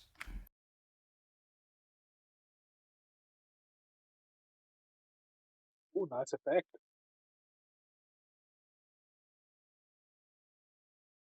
And the vision, and you guess that, I mean, I think it's pretty self-evident. This is a vision of Tyrandus.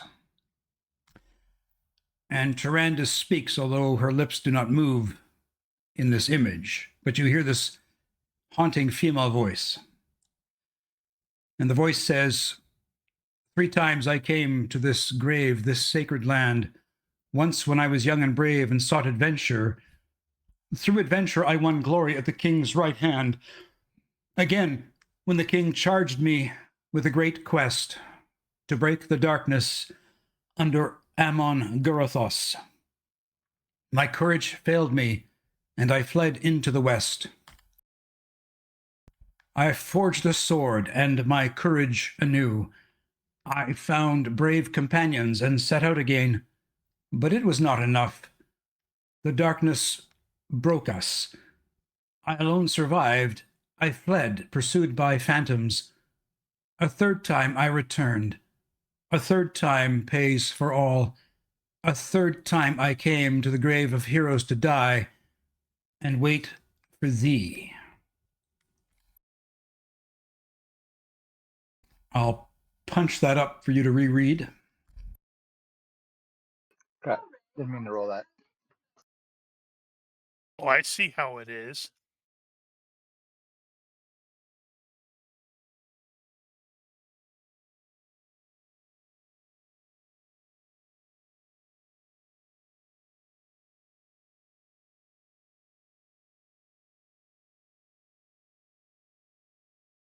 Oh, backstabbing old Caledorn, hey? All right.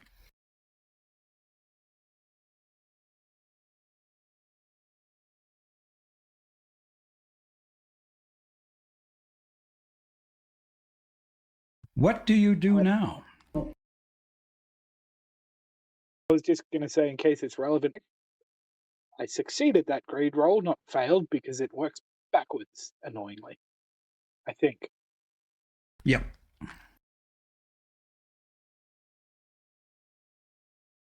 What is Amon Garuthos? Is that something anybody recognizes? That sounds like something I need to roll.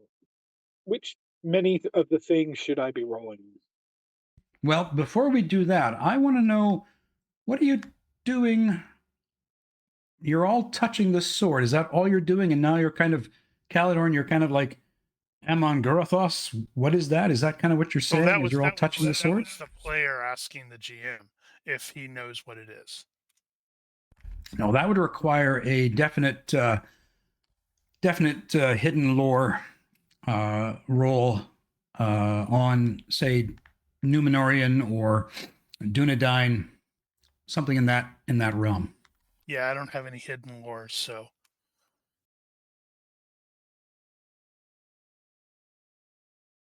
Who the hell is she talking to and wait for thee?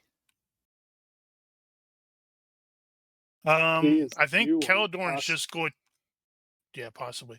Caledorn's just gonna, address the vision and say, "Well, you can rest now, my kinswoman." So at this point, when you say that, the vision disappears. Crap! I just signed myself up for something, didn't I?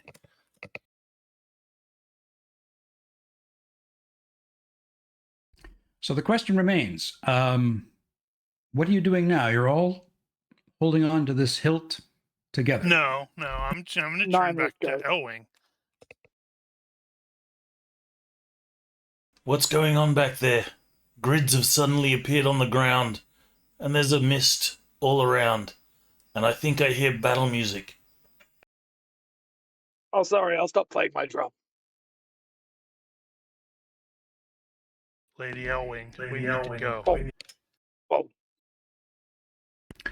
Okay, so you're engaging Elwing, and Tolman, what are you doing? He's trying to pull the sword out. Okay. So give me a strength check.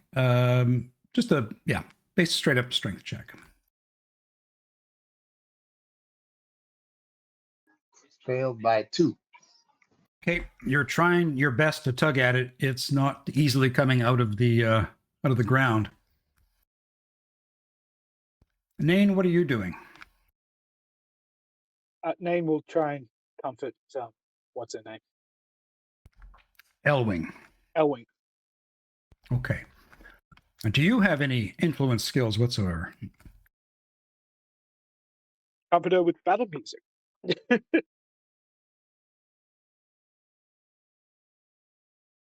She has a phobia of dwarves. No, I Ooh. don't really have any influence skills. The mist is cleared. Don't worry, it'll come back.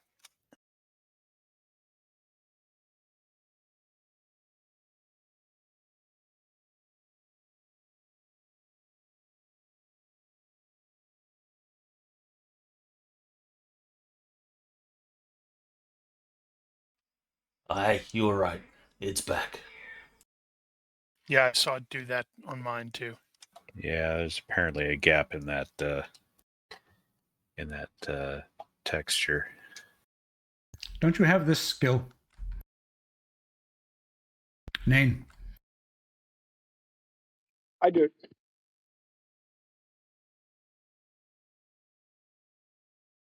But it takes a while. So I could maybe rouse her, but that's about it. After time. Well, Yeah. Inspiring drumming. okay. And what are you trying to say to her? Follow us and we will take you home. Okay, so it says. It is closer than. So you made your successful musical instrument roll.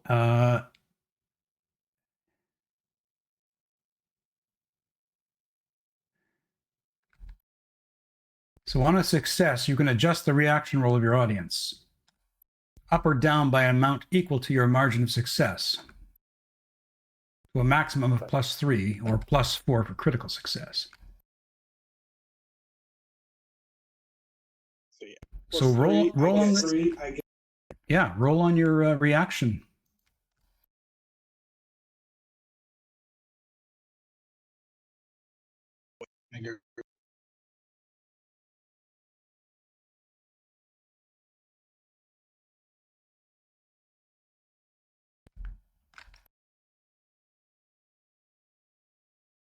Oh, and +3. Okay. 16. I don't know if that changes. Well, yeah. So through the use of your musical influence, Elwing comes to her senses momentarily and says, "Can we get out? Will I be safe?"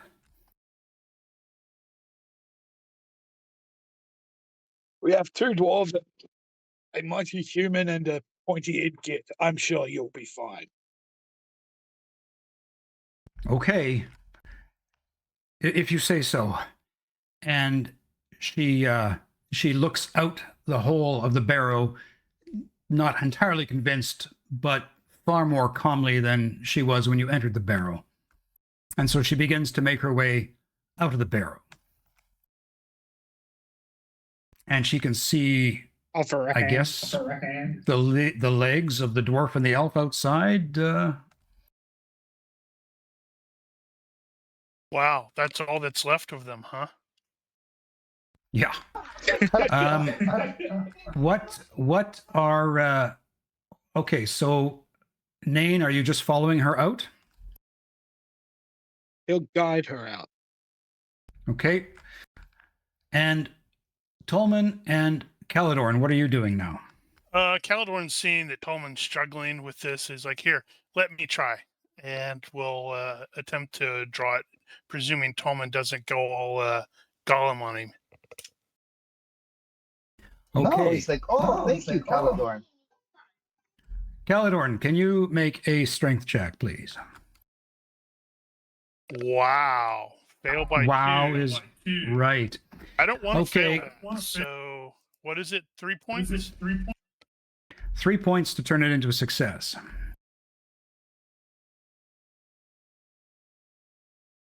Then it will be a success. Okay. You pull the sword from the earth, and this is what you see.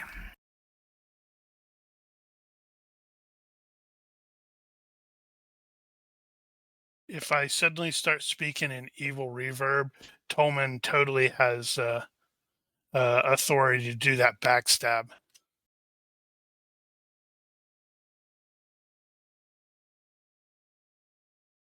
That's cool. So it's got a black blade, but there are these strange black veins running through the blade, traces of some other metal that adulterates the steel.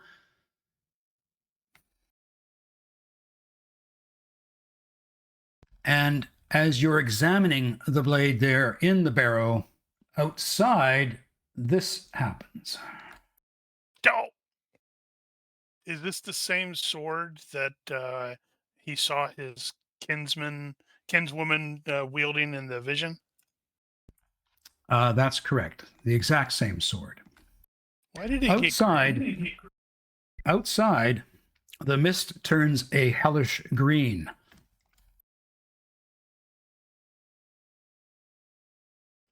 Hey guys, something's going on here. Gwyvin is What did you do back reposition there? on top of the mound.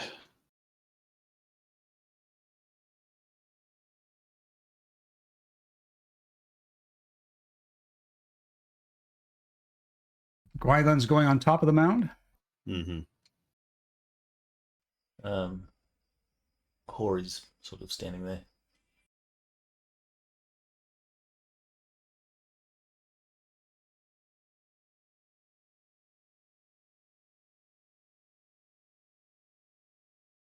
Let's see, who else do I have to add to my combat tracker? Well, why would you have to do that? We're not fighting anyone.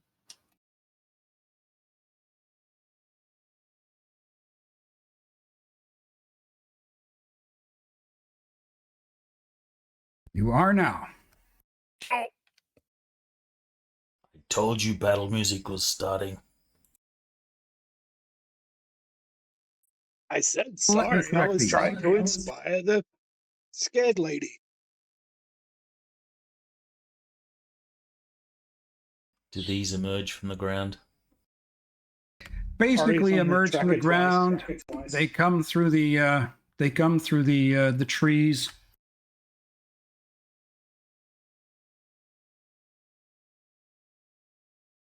All right, I'm sorry. What did you say? Something's in the tracker twice? Hori. Ah, yes. I don't mind having 2 turns. some fast skeletons. Okay, so I think that's everyone.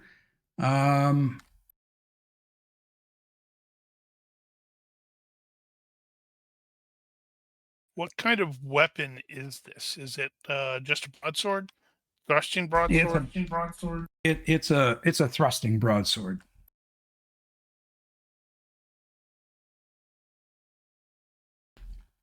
Okay, You so mind what if you I hold see? on to this there, Tolman? What's that? Do you mind if I hold on to this? Oh no, it's all yours, Caladorn. And he lets Tolman will let go. He's not trying to take it.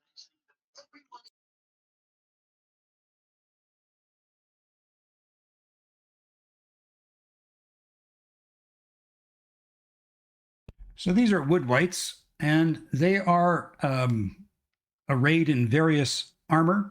Some have none. Some have pot helms. Some have mail shirts. I'm not sure if it's showing up on the map exactly what they've got, but I tried to identify them as unarmored or mail shirt only. Yeah, if you mouse over them, it does. I see armored 2, unarmored, helmet only. And the description in the tracker is appropriately named. Okay. The first thing we're going to do here is, let's see. Okay. For Gwython and for Hori, you are going to have to make a fear or a fright check Just give me 1 second. You have to make a fright check at -3.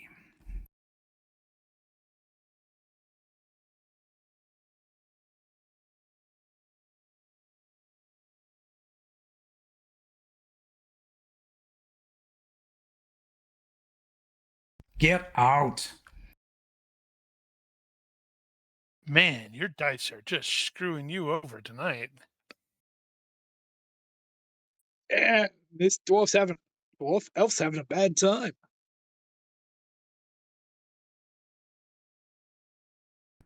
That's not right. How does that a crit fail on your fright check? No way. Yeah, Roll a because he failed 17. by 10. 7. No, I understand. I just can't believe he crit failed on his fright check. I don't think there's a fright check's crit fail anyways. It's just a modifier to his other roll.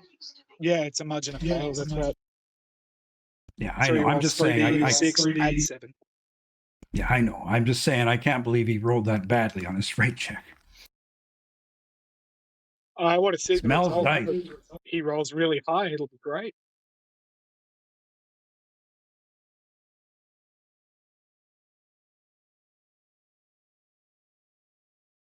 All right, Gwathon, what do you, or Geiger, what are you thinking of doing? Quitting? Quit. I'm gonna need to do a thing. Haven't had to pull this one out in a while. You could spend your hope points. We got so many of those. Yeah, considering the best outcome you can get if you roll all ones on your fright check now is stunned for 1d6 seconds and every second roll to snap out of it. So, Isn't there a you can spend hope points for a reroll? Let's see. I think it's turning failures into success, critical failures into critical successes, something of that. Let me just pull that up.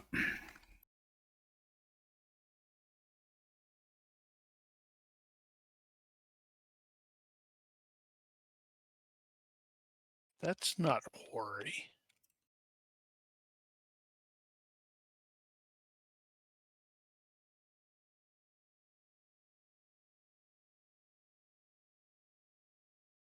Oh, did I drag the wrong guy?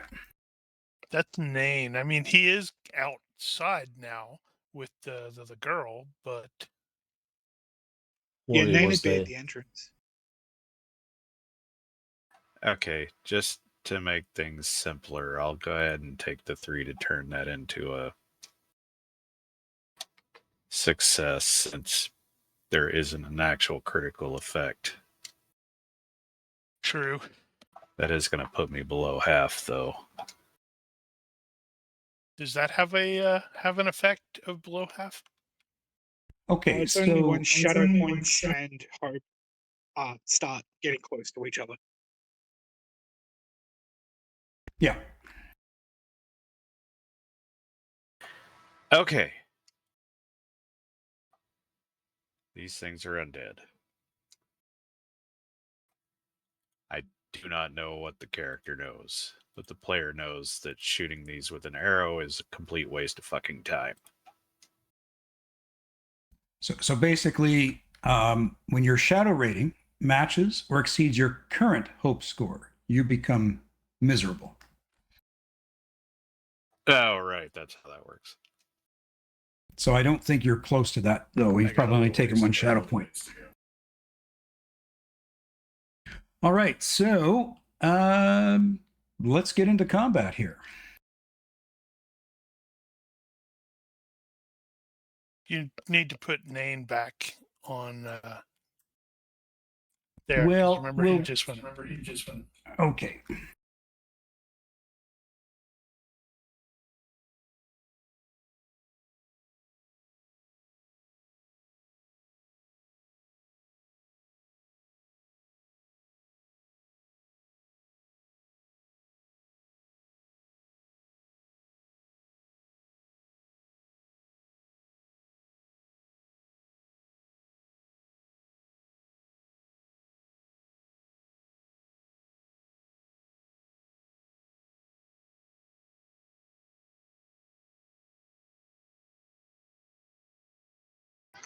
Is there any visibility or terrain movement penalties?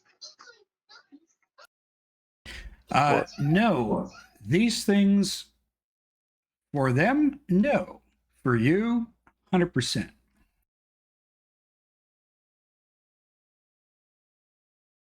Does anyone not have night vision in this group? Caladorn, believe it or not.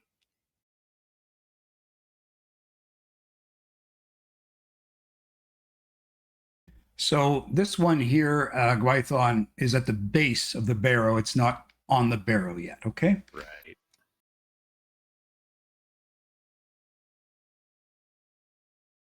Okay, so Nain, as you emerge from the barrow, you now have to make a fright check at -3.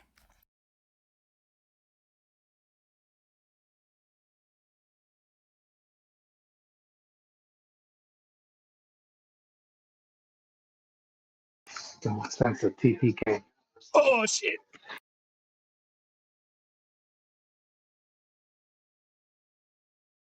Do Uh-oh. you have a fright check table? Yeah, hang on. Yes.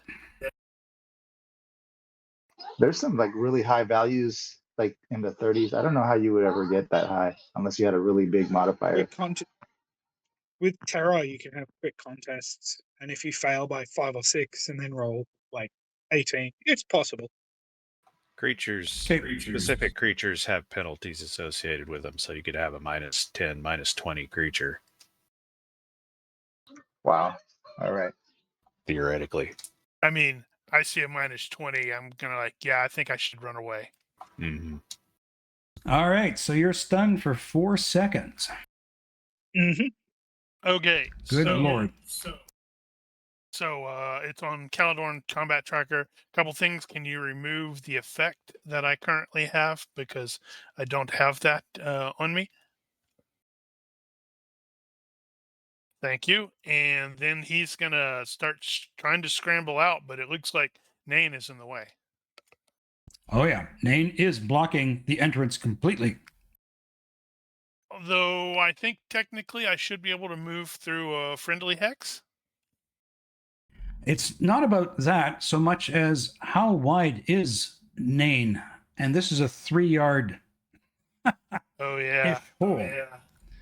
Like, I think Nain is like blocking the Nain is entire average entrance. dwarf size, so maybe a little small for most dwarves across, but yeah. I would like to move past him if at all possible. I suppose that could theoretically be all he can do. Yeah. So, let's, oh gosh. I think you're going to have to do a dex check and then a strength check to actually just, blunder past him. Shove Nain out of the way. By 4 and by 5. All right. So Caladorn, we'll put you on.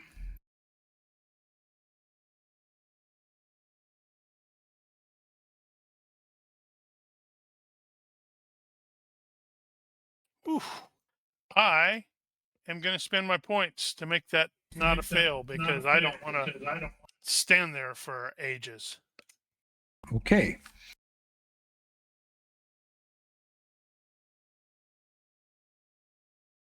All right. So that was puts me pretty low.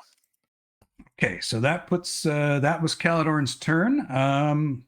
Gwython. Okay.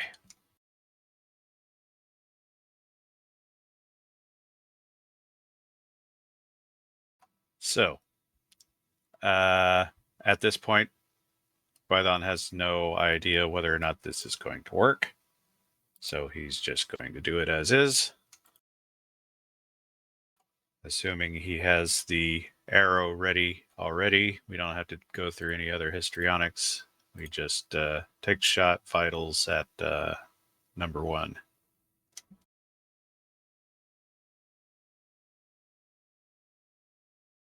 And no, not that one. Come on.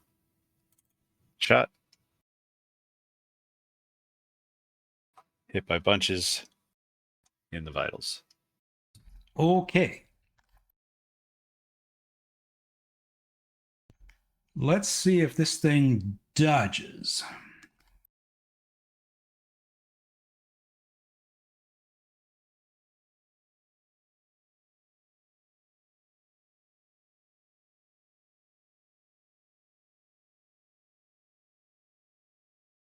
It dodges. Eh. These guys got a high dodge. Okay, Yeah, they well, do. he's taking a step back. And that's all I got. Hori. Taking wait for one of these things to come within attack range. Okay. Tolman. Lordy, lordy. Well, he's gonna try to make his way out. Do I have to go by name? I think you can just make a dex check and you'll just squeak by him, no problem. And I don't really know if it's gonna work or not, but his nature, he's gonna try to be sneaky. But let's see, dex check. Success by 7. Okay.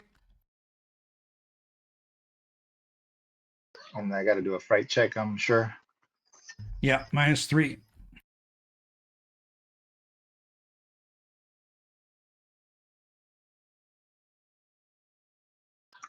Success by 1.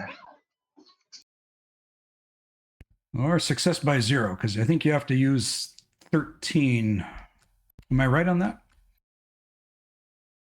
Well, it's the rule of 14. No. 14 is a failure. Yeah. 14's always failure in the front. Yeah. Yeah, you don't default off of it in that case. It's just his fright check is 14, and if he rolled a 14, even if it was like, yeah, that's a success, it's a fail. Right. Gotcha. Okay, But it makes so a you difference when it comes to the modified fright roll after is another important factor. Yeah. No, I was just noting some people have like their fright checks they've got it set for 13.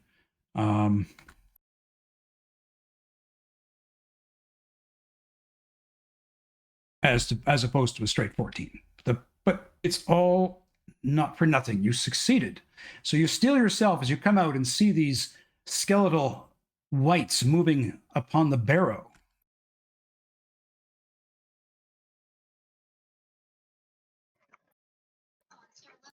Okay.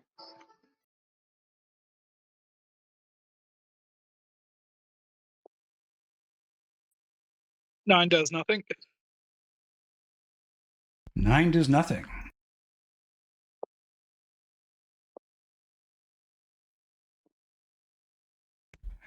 One of 4, to be clear.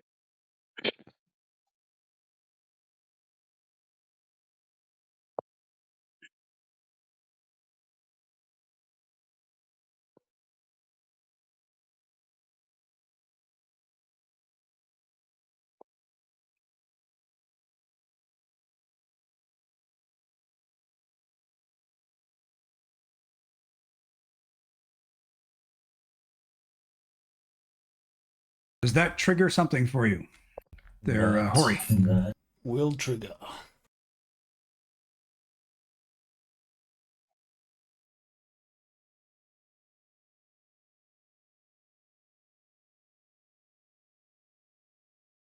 Going to do a -1 deceptive.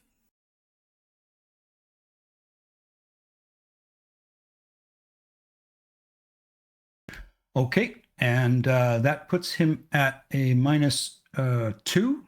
Is that correct? It'll be -1. Is it 1 for 1? Oh, I see. You did the -2. I gotcha.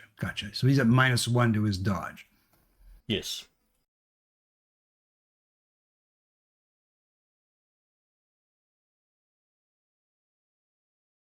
Success by 4.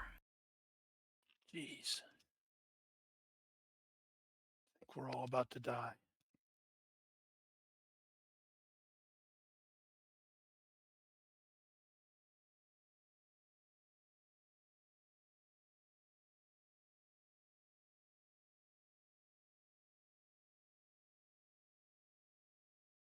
And this one crests the barrow.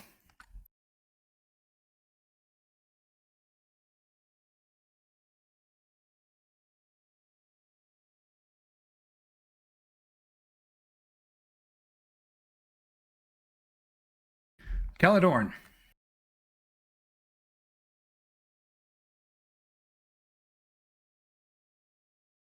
Right. Well, since Galadorn had the sword, and he probably, he does not have the bow, or he probably does have the bow, but it's not strung because he crawled in there. So he's going to have to use his thrusting broadsword. Okay, so you're using the sword you just picked up, correct? Yep. I hope I'm going to it's share gonna this. ruin me. I'm going to share this with you. I'm going to drop it into your square. Hopefully you can equip it.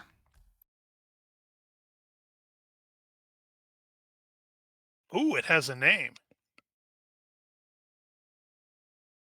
Now, you're not going to know about all these abilities it has until somebody rolls a hidden lore Westernist crafting.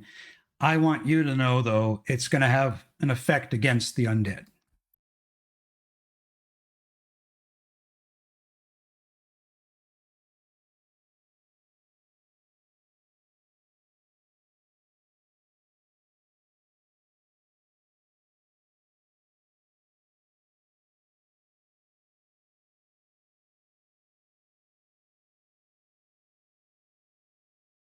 Sorry, I was putting the stuff in there.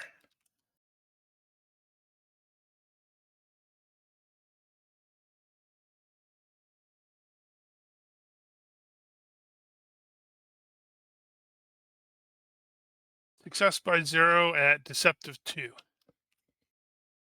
Okay. So I'm having a brain fart. I'm sorry. So with Deceptive 2, that's a minus. -2 to your defenses. Right. I take a -4 to the attack, which I did. Right. So you are hitting the wood white with the male shirt in front of you? Yes, the one I got targeted.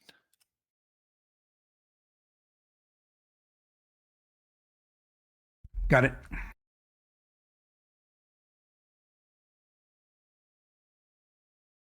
So -2 to its dodge, right? Yes.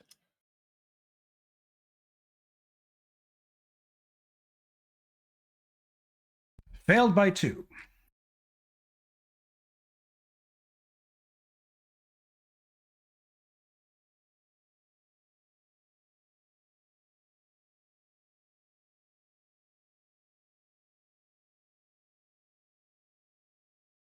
Well,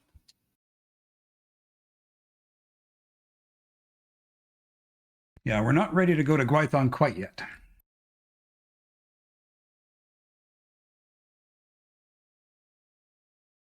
yeah, I rather hope that was Alrighty. going to have an effect.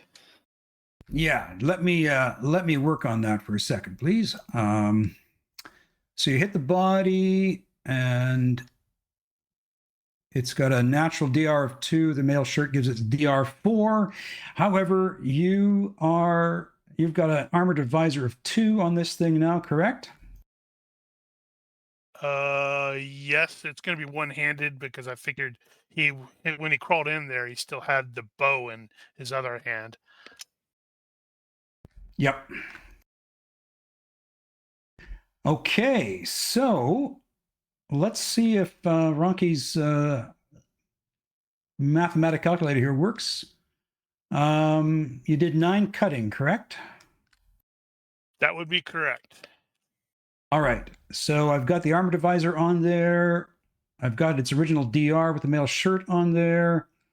I've got injury tolerance unliving on there. That means that it takes a maximum of 9 points of cutting damage, which is a major wound. Point of order. Yeah. I did not include the puissance, the superior fell So I guess that would technically be 11, although he doesn't know that. Yeah. So thank you. Is that how it's We'll make- pronounced? Puissant.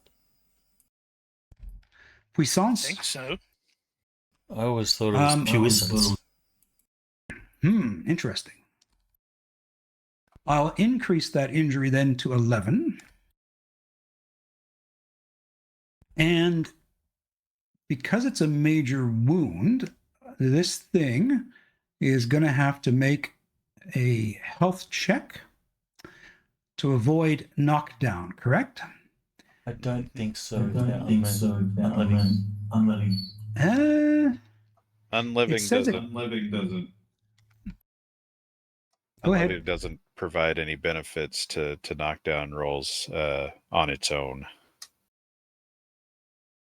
Yeah, from what I can Thanks. see, the unliving, it just says it can't be stunned by a blow to the head. Stand corrected. But it can, yeah, but it never, so it's got a high pain threshold, so it never suffers shock penalties, and it gets a +3 on health rolls to avoid knockdown. So I think it does have to roll for the major wound all the same. It'll be a +3 then. He's I have also to- using the dungeon fantasy, like, simplification of unliving, right? So Yeah, and I also have to jump in again there, Nosh, because I was actually looking at this stuff. Apparently, it has Armor Divisor 3 against undead. So now I see how you set this up. So the 2 is not okay. So it should have been 3, not 2. Yeah, okay. I am going to just rule that you chop this thing right in half with one solid blow, okay? Because you already did like 11 points of damage. And yeah, it's got 14 hit points. So I think with one blow, you have simply destroyed it.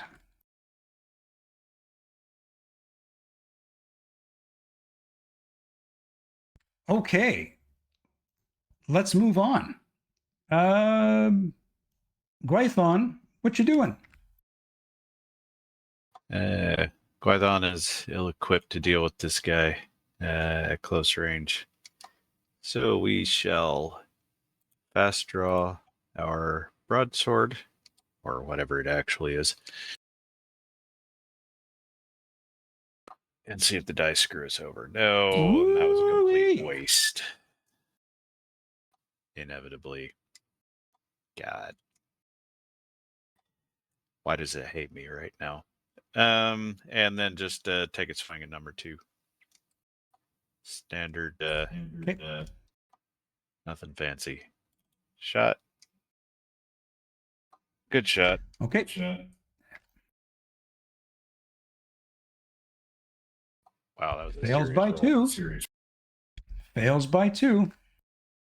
Okay, well, let's see if I can do anything to it.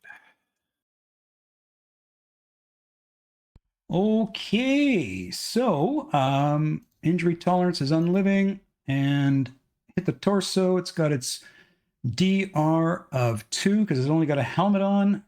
So you do 6 points of damage to it. Not enough for a major wound, and it won't be in shock.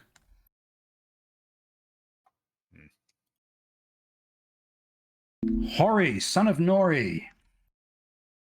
Well, Hori doesn't like this being surrounded thing, so he's going to attempt to evade the skeleton in front of him, pushing his way through to try and get to this hex here.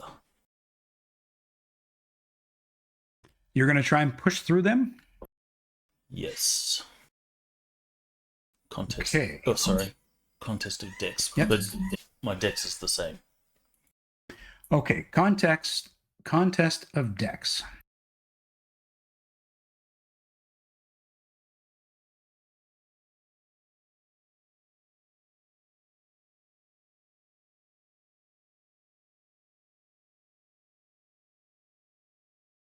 Uh-oh.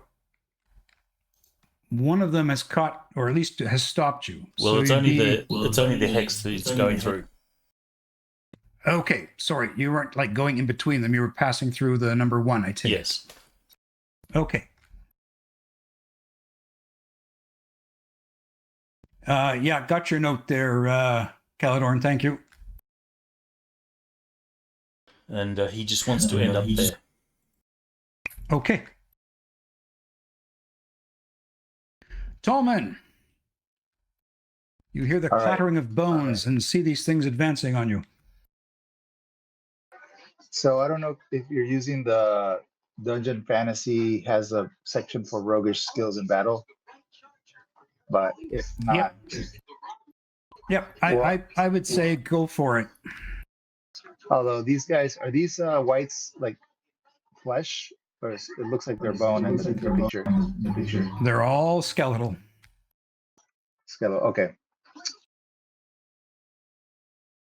Yeah, I don't know if it's metagaming or not. I don't know if he'd know the difference, but he's gonna. Well, if it's roguish skills in battle, it just says I can do a stealth roll to, with some modifiers to end up behind somebody. But if not, then I think he will just run. He's got enough movement. I think he can just run behind one of them. Right. Why don't you do the roguish skills in battle? Because okay. I think it's a -5 if I read it correctly. Trying to pull it up. Or should I just roll? I'm just gonna roll.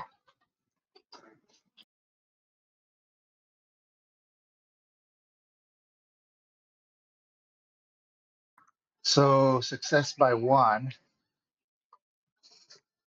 So basically, when he got out of the burrow, he was like, "What the heck? What are these guys?" He's kind of sneaking out and tries the position. It says it has to be the nearest one, as determined by the GM. So I don't know which one. Yep. Why don't we have you kind of like here? How's that look to you? Yep, fine, as long as the other guys don't turn around. All right, so he's. Oh. And also, I know it's kind of retconning, but he would not have gone into the burrow with his bow if it was that tight.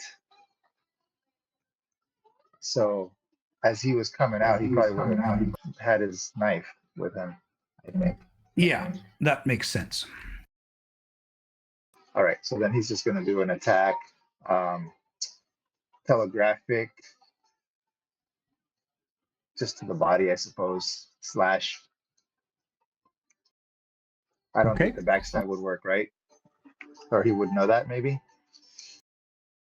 Well, you can try. I mean, these things are just animated skeletons. There's nothing There's to no stab vitals, at, right? vitals.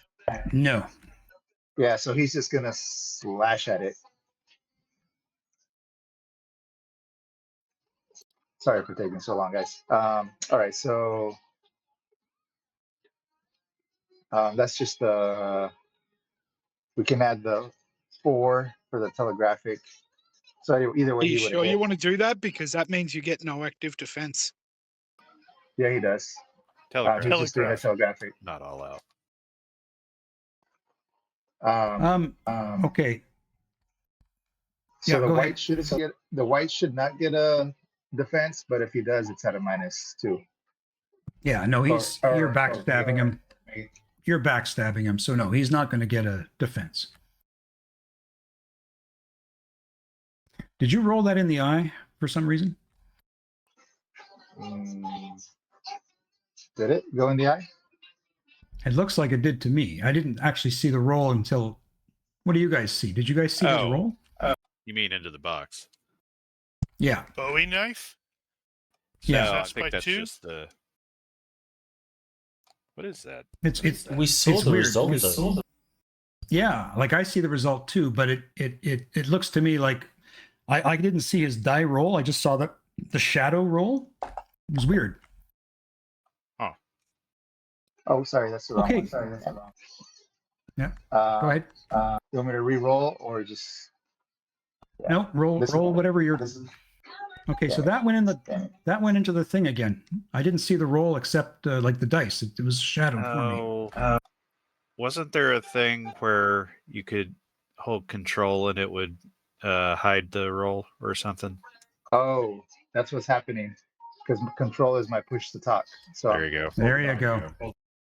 Okay, so that's the what you're doing is a cutting attack with your short sword, correct? yes, my little knife. Okay. My little knife. All right. Okay, so that hits. Oh, and I was targeting the number 2. That's still not Sorry, working. I'm sorry. Unarmored 1. I misread that. Okay, sorry, Ronki, you were saying something? I was saying it's still not working. We're seeing the roll even though it was made into the box. I'll have to fix that. Okay. Alrighty, so let's see. You targeted Wood White Unarmored 1, correct? Correct.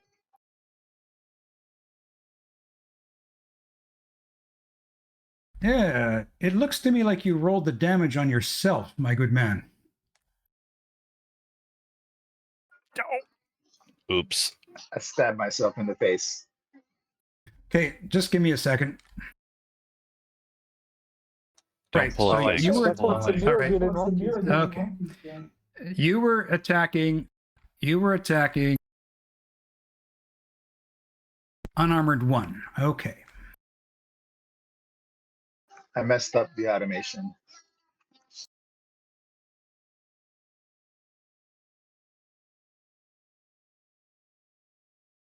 All right. Well, luckily I can play around here. It's got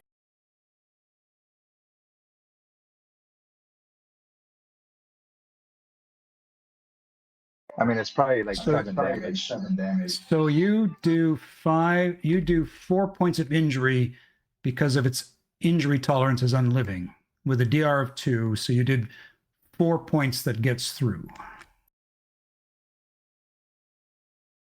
Oh, right. They got a DR of 2.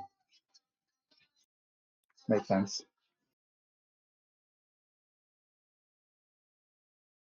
Okay, I applied the correct damage on the right target. Okay, Nain, you're still stunned.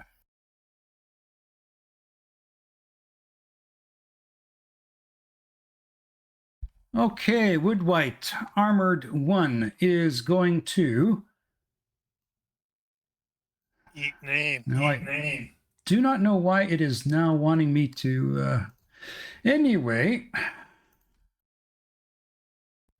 Okay, so this thing is going to go into close combat with.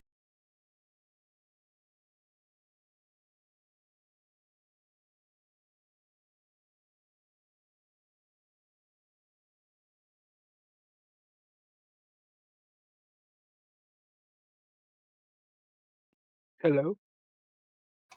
Yeah. It's not Rigel. Yeah, Critical I success. immediately went to test to see if mine was stopping. That is not good. All right, so it claws you, critical success, no chance to defend unless you want to burn hope points to turn its critical success into a crit failure, I think.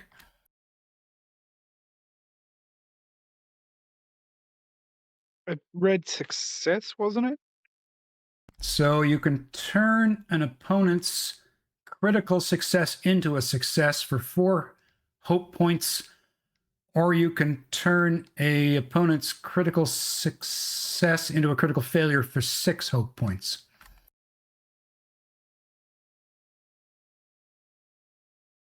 So he's still going to hit you. It just won't be. Sorry. He will still make his roll.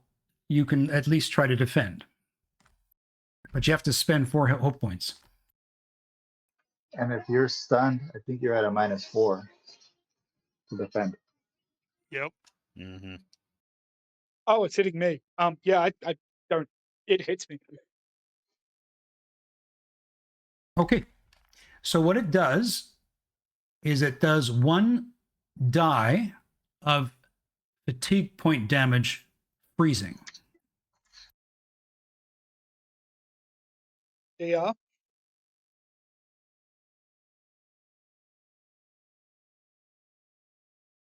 So you take 4 points of fatigue damage. I read 4 points of farts, but yeah, fats freeze. Well, yeah.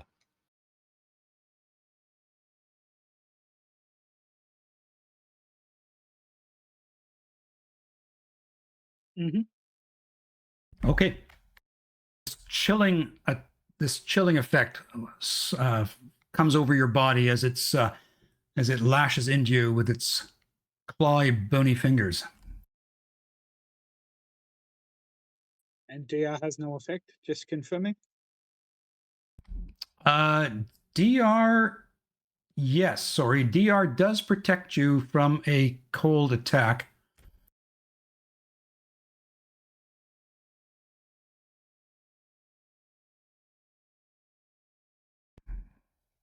Wood White Armor 2.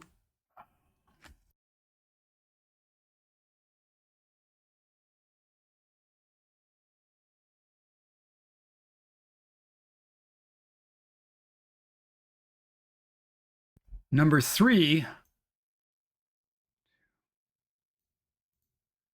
moves up to Caledorn. Number 2 steps into close combat with Gwython and tries to swipe at you for a fatigue attack.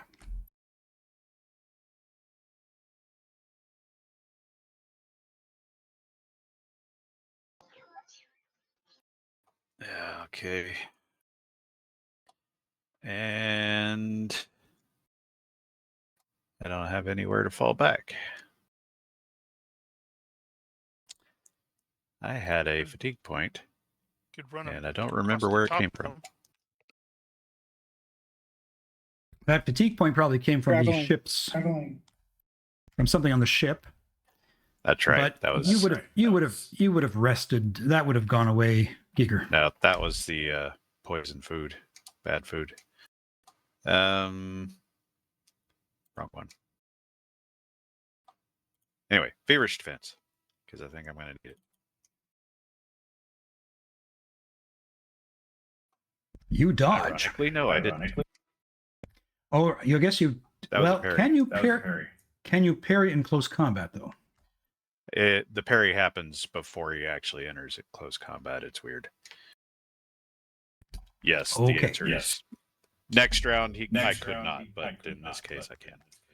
Roger that. Okay. You do some damage to its arm, do you not? There is the potential for me to do that. I will successfully potentially do that.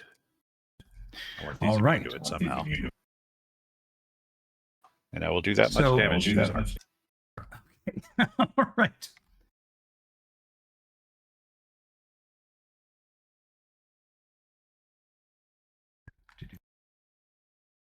Unliving. It's got DR2 on the arm. So, Gwython, one of its arms is now gone. Off you go.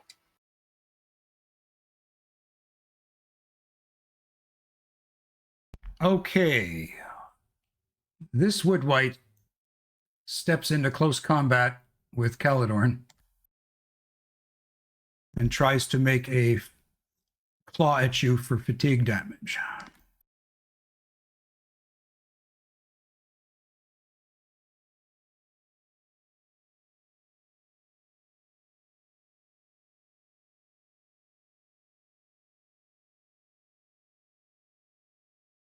And yes, Anane, I would suggest you use, the lower.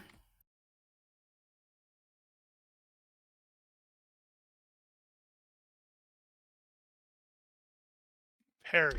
Okay. All right. And which what damage do you do? means- So it would have hit, I guess.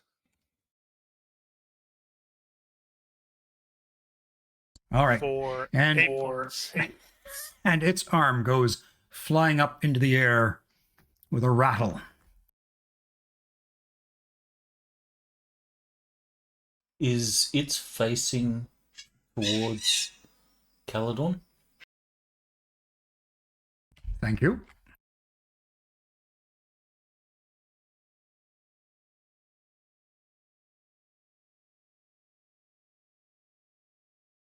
This one goes into close combat with you.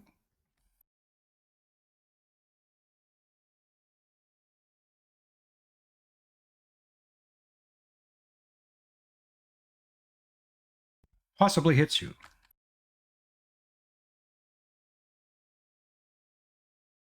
Nice. He runs into a shield.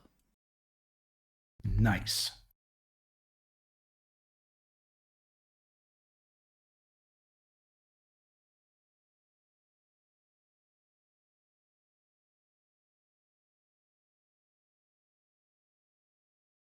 This one is standing at the top of the barrow.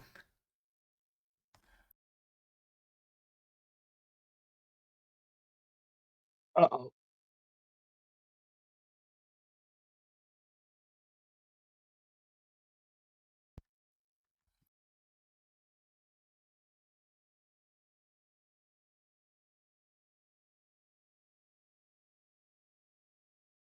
Interestingly, it won't let me try to turn it. What? It wouldn't hit the guy in the back who can't defend himself? Well, you're down in the hole. It moves Oh, in yeah. on the Hobbit. We've got a size mod of -1, I believe. Correct, Tolman? Yes.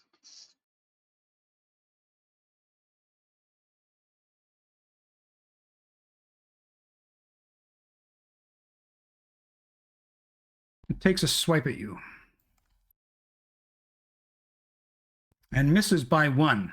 So this clawed hand just whizzes by your shoulder.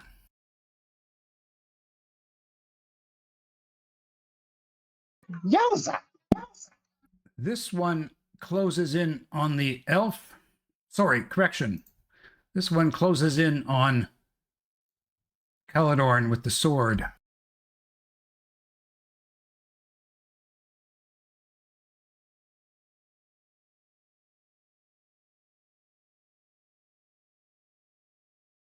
And claws at you.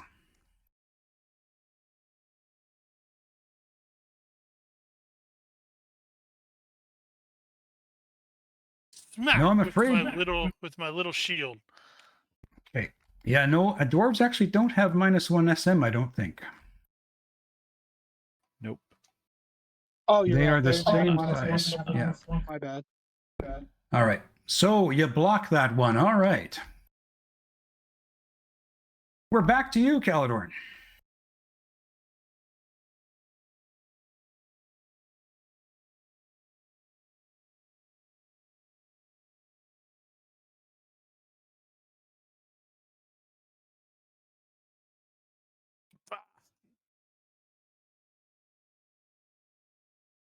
Ah, Yeah, I thought I had something set up and I didn't. Bad me. Bad. Do I have him actually targeted? Good, I do.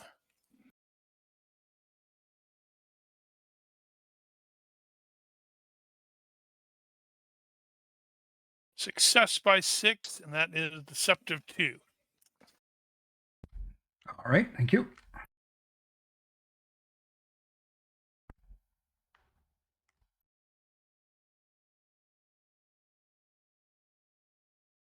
Success by 1. Boo! It Boo! dodges. Gwython. Okay. This is going to be a little weird, but so Gwython is going to use his superior mobility and run around. So this hex over here is actually clear at the moment. So he is going to back into that. It's 2, 3, lost the hexes for a second, 4, 5, 6.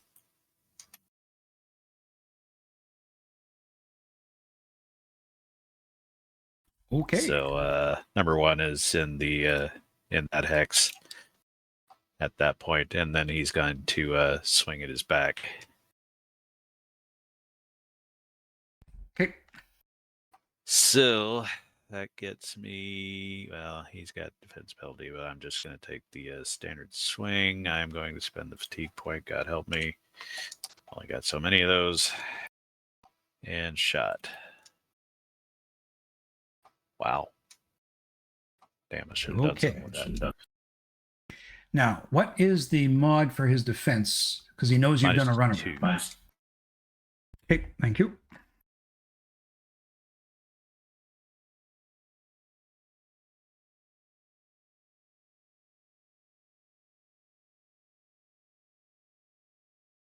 Failed by 3. Excellent. I shall strike you most thoroughly. Okay, I will strike you Okay. haphazardly. All right. So he just had the helmet on. He has his DR2 from his just his bones. So you do in the end 6 points of injury, which takes him to 12, and he's now at a third of his hit points. So half move and dodge. Well done. Grr. What page is this Hooray. about being in close? A similar. What are you trying to do? I'm trying to see what my penalties and such like that are. I completely forgot that these 2 Broadsword? skeleton. Yeah. -4. Okay. A similar action to Gwenthan. Move and attack. Okay.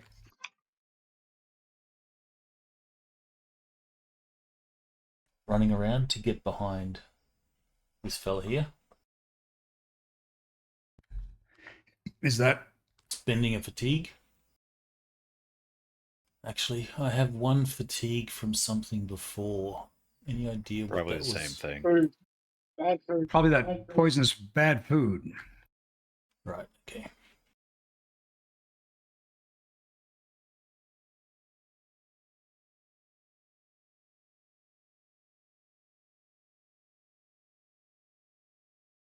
And I don't need to do deceptive, so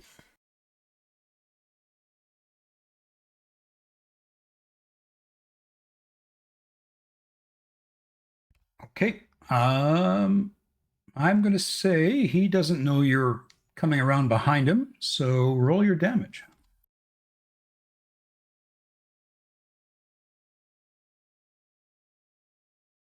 it's just to the Okay. torso. Okay. So, 6 points of damage are going to get through after everything's accounted for. His DR is 6 because he's got a mail shirt, plus his DR of 2 for his bones. And this is cutting.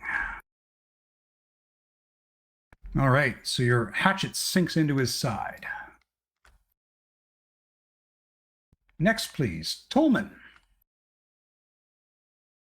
All right. He's gonna try to move behind this guy. Wood white unarmored 2. He's got a move of 7. I don't know if there's a terrain penalties for movement. No. So I think I can move here. All right. I'm not sure how to change my facing, but wood white unarmored 2. Okay. Are you moving into close with him, or No, I have a reach of 1.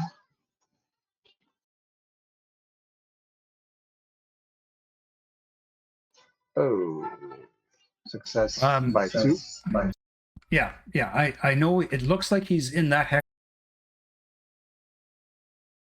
He's actually in close with Caladorn. Oh, he's in close combat. Yeah, he's in close combat with Caladorn. He'd stepped in, and that's why Gwython was able to move into that hex. Yeah. So I would have had a -2 for attacking into close combat. So he still made it. Okay. Roll your damage, please.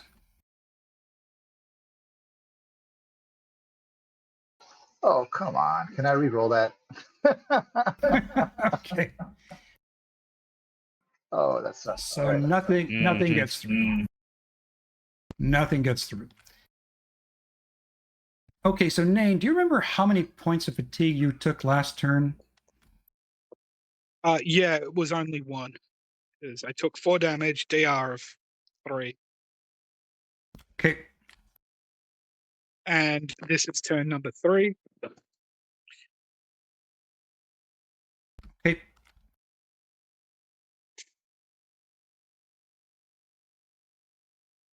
So the one that's hovering over you goes for an attack again. Mm-hmm.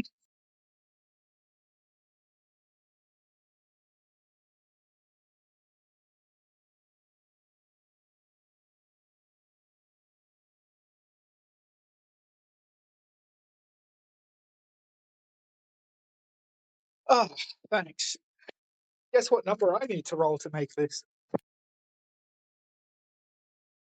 It's very small.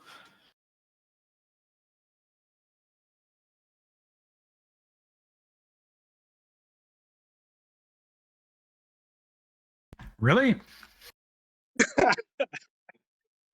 Fall down. If you're going to be a bear, be a grizzly. Yeah, okay. So you go prone. Yep.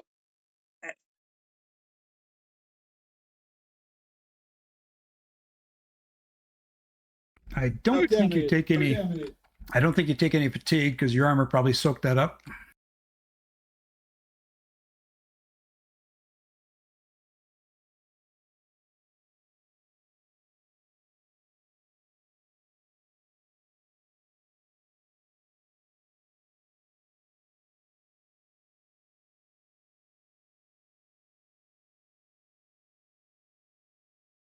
Okay. Moving right along. So this one is going to go, let's see, basically sort of turn in place.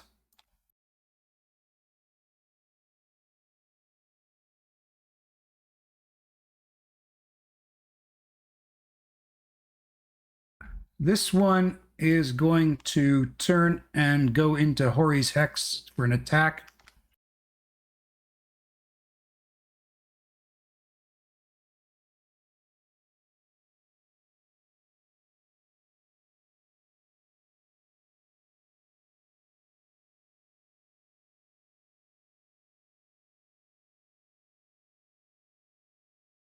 Success by 0. Denied. Denied. This one, it's got a move of 2. So what it's going to do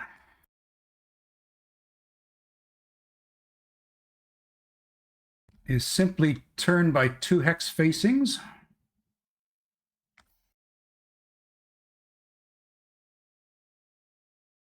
This one will take an attack on Caladorn.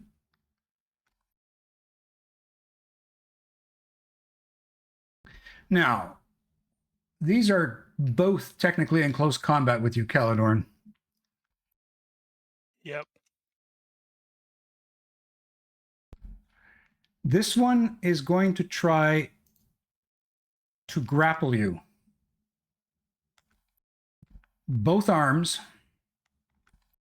around your torso, basically.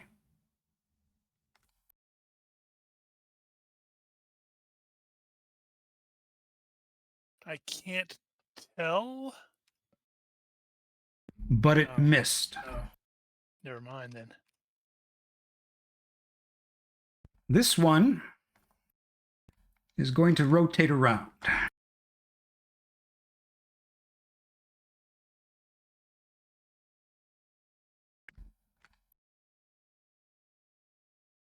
This one is going to rotate around.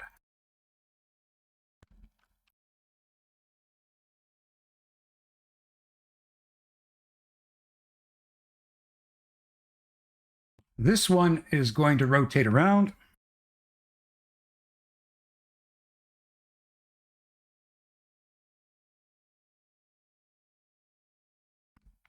And the unarmored one in front of you is going to try to hit you. Actually, no, it is going to try to, let's see. It's going to try to grapple your weapon arm, which should be at what modifier? A -2? 2 for the, well, 1 for the arm for grappling.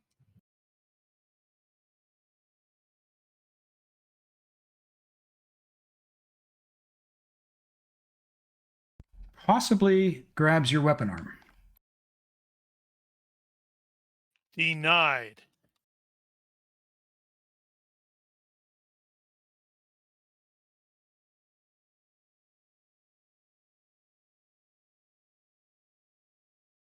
Do you remember when I told you the enemy has hate points?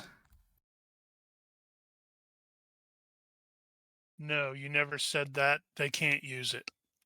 Ever. I never said it ever, did I? No.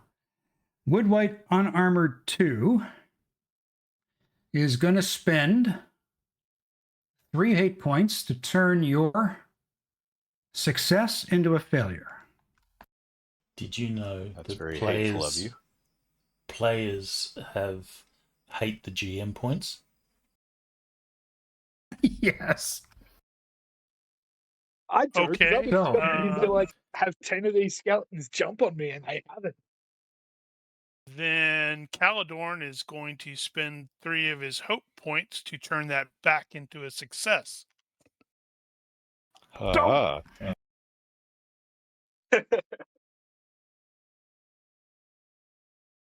Oh, yeah? Well, he doesn't have any more hate points to spend to do anything about that. Thank so there. goodness, because I'm like super low on the hope points.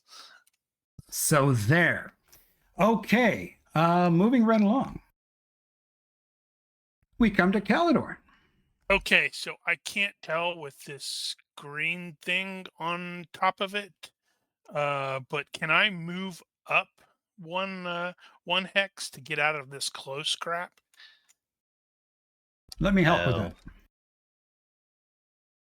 that. I think that's clear. Is that better? Can you see the hexes? Yeah, it's not the hex that it's the problem, it's the mound. Oh, okay, hang on. I can get rid of the here. Yeah, Hang I on. couldn't tell if the mound covers. Oh, it has a little slot, so he is going to take a step because that wood white 1 or wood white helmet only 2 is up on top of the fighting with the elf, right? Right. You're right.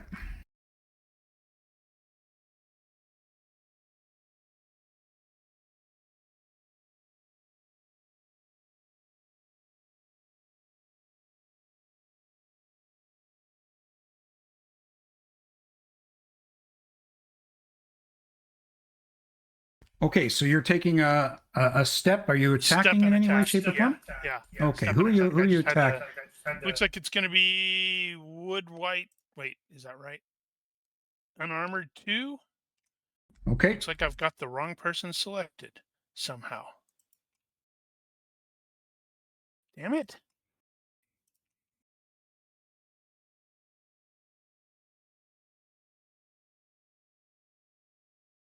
Okay, so it should be wood white armored 2 that is selected.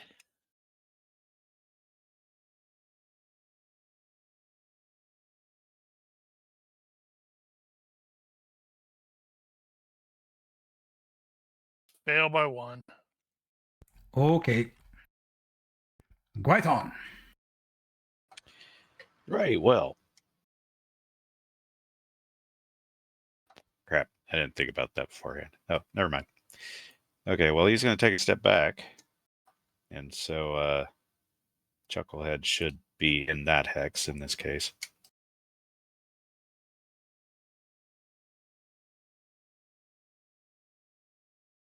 And we're just going to take a swing. At least his dodge should be rather diminished at this point. While my swing is looking effective. Okay. Wait. GM? Yeah. I am the Caladorn is unaware of the fact that this thing has that keen, the accuracy, +1 to attack rolls. However, the sword. Ah, yes. So what you're saying is you would have hit Success by in 0. the yeah, success by 0. Okay, let's quickly retcon that. Totally jumping on your awesomeness there, Giger. It's all right, I can wait. So that was deceptive 2. And it doesn't matter. Carry on. Wow. Giger. Okay. Carry on. Back to gear. All right, dodge this. You shouldn't have said that, because he will. He might. Nope, he failed. But he Or might not. All right, eat it. Eat a little. Okay. Maybe it's enough. All right. He is going to take 4 points of damage. He is. Yep, that was pretty shit. He breaks. He breaks apart. Good enough. 1 second. I'm just going to update the tracker. Hang on.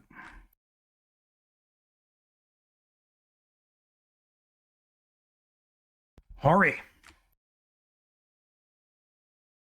Hori. I think if he steps there.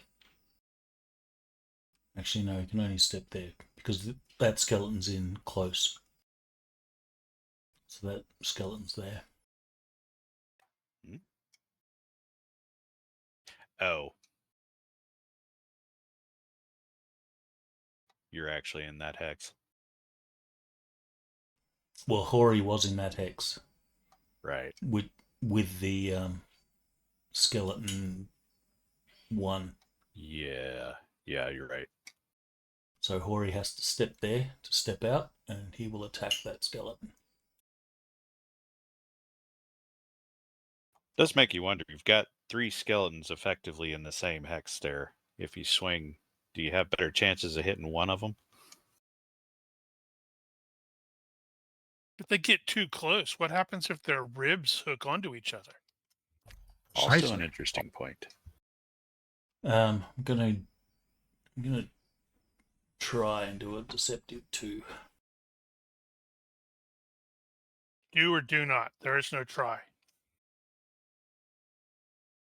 Pulled it off. Okay. So you went for a wood white helmet only, number 1. Correct. Okay. But by some strange power, you miss. Well, then what I was about to reveal will matter. Apparently, the deal is if they're all in the close combat hex together, if he misses one, he rolls to see if he hits the other one. Oh, really? In which case, I would have gotten to roll against the wood white male shirt only as well. Capped at 9, which, of course, you roll a 10. Okay. Never Capped at mind. 9. Well, there were 3. Okay. Was this one in close as well? No, he spun around. You hit him. Never mind. So that means I would have hit wood white male shirt only 2 since both of them were in close. Okay. I need you to thoroughly botch this defense. Were you not? Okay, hang on. That was Just wait, everybody. We just need to go back and retcon something here. Hold on there, Tolman. Okay, you hit male shirt only number 2. Did you do a deceptive on that? No, it's capped at. I don't know. Does that apply? What? I originally did deceptive 2 against wood white armored 2, but I missed. But they were in close. Okay, so the deal is the effective skill is capped at 9. So if it was better, then you're capped at 9, and if it was worse, you take the worse. But it's counted as deceptive 2. Assuming you did the same thing, I guess. Yep. That's an interesting. Okay, so he would be at -2 to his dodge. That's Or correct. -1. That's correct. -2. -2.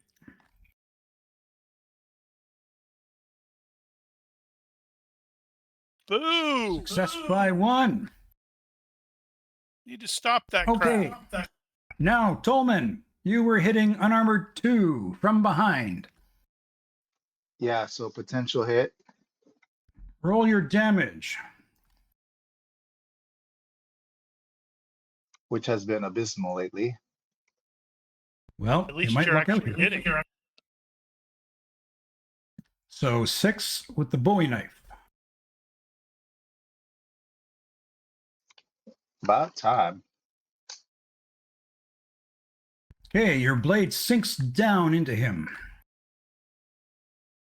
Nain, are you going to break out of this stun now? This is turn number 4. I get to start rolling next turn.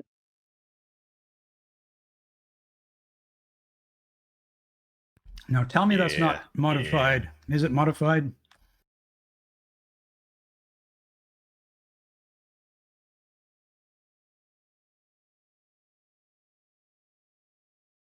Okay, I missed something. Nain get to roll against his will. Huh? Did you roll to break your stun? I can start rolling at like next turn. No, I think we're. This Oh, is were turn you number stunned for 4. I was stunned I for see. 4 turns. And then Understood. I roll every turn after. For some reason, I thought it was 3. Okay, roger that. Okay, this one is going to try to hit you again. This I'm time, looking forward to this. It's at -4 to hit. sorry, say that again. Prone, so minus for hit. Not to melee. It's Not to melee. Although if he's no, that's reach 1. so he slashes at you. This time, not with the fatigue. But you're I still fall lying over, I down. fall over. Okay.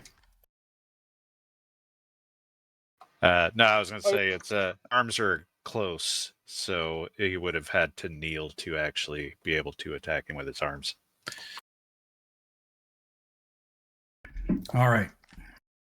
Why'd you put a -8 for dodge? -4 for stun, -4 for prone. Prone Oh, you're 3. prone. Ouch. All right. You're saying that he couldn't. He couldn't. He'd have to kneel or crouch to hit him. Okay. Let's just retcon something here. Yeah, but that's a free action, I believe. So Crouching is, yeah. He kicks you. He kicks you instead. Or you can Oh, kick. yeah.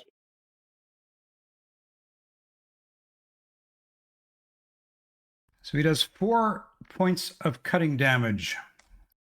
With I a was foot? about to say, why is he cutting? Oh yeah, he's a skeleton. There, he's Oh. got like pointy bits down there. Okay. Maybe he'll break some toes off. But no damage gets through.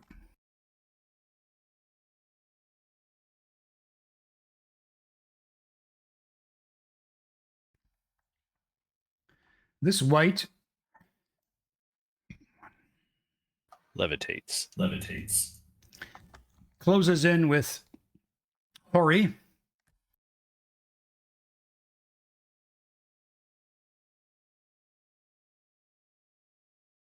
Does a move and attack at -4. Cap at 9. And fails all the same. Come at me, bro.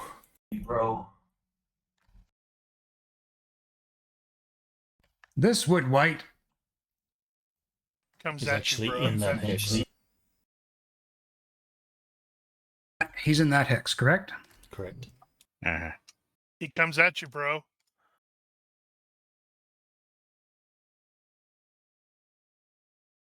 He is going to try to grapple you around the waist or the chest.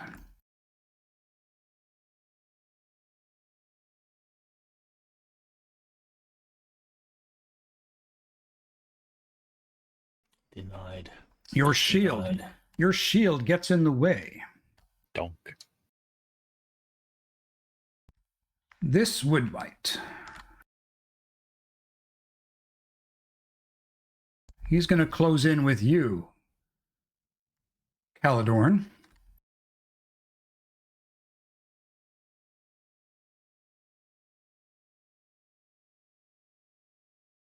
He will try to do a fatigue attack on you.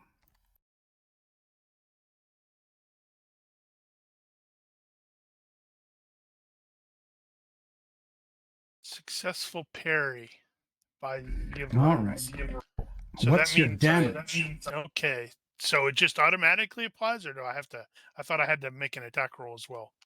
Yeah, I think you do. Make an attack roll. Successful there, and damage is pretty crappy. 6 points. Okay.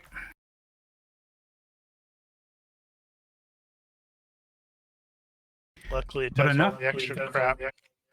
But enough to send his arm flying. And I believe he has no arms left. I think you're right.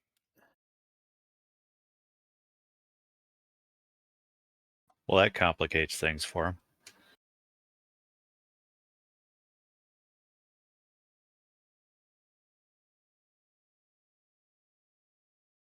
But he can bite your kneecaps. This wood white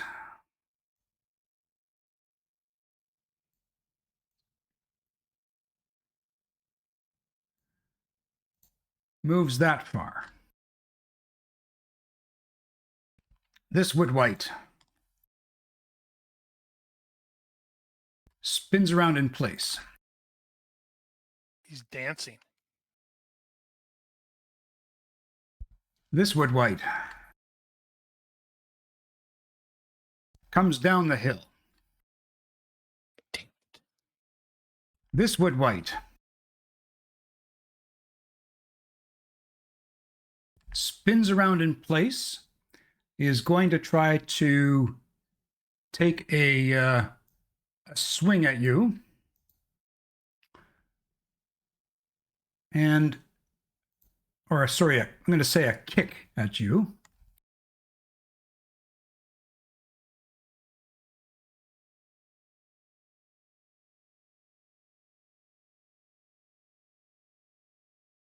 And fails miserably. Doesn't that mean he falls down? Does it mean he falls down? No, it means he gets a dex roll to fall down. Ooh.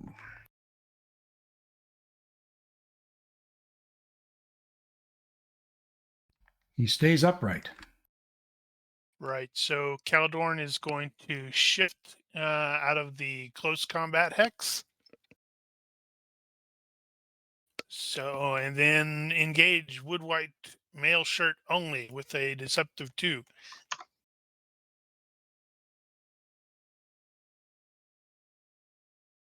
Success by 1. I need you to fail. Okay.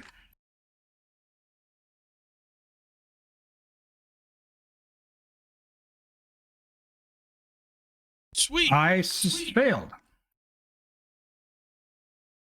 Ooh, have 12 points of damage. Yeah, so now we got the correct armor divisor on there. No injury tolerance with this sword. So, Caledorn, you break him in half.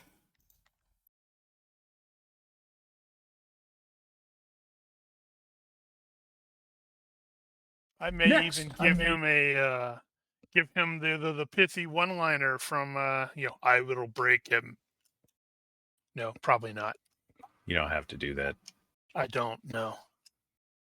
Okay. Once again, this is going to be a little complicated.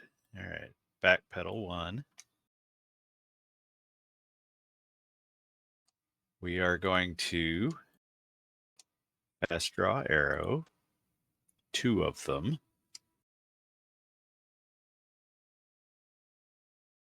And that is mods. Here we go. All's well. He has fast drawn 2 arrows. Now we are going to quick ready. Oh, doing fancy.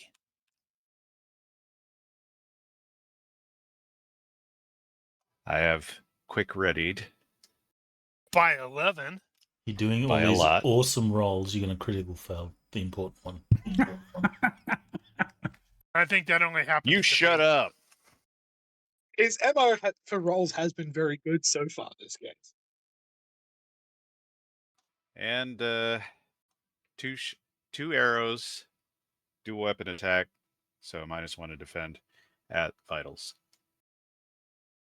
which is probably not going to do anything, but I'm doing it anyway. Nope, I got to switch to the other one. And shot.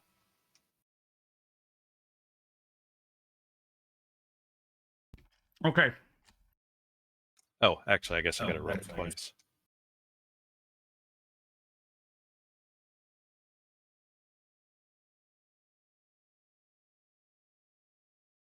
Both good. All right. He gets 2 dodges on these, correct? At -1 because of dual weapon attack. Thank you. Here's dodging the first.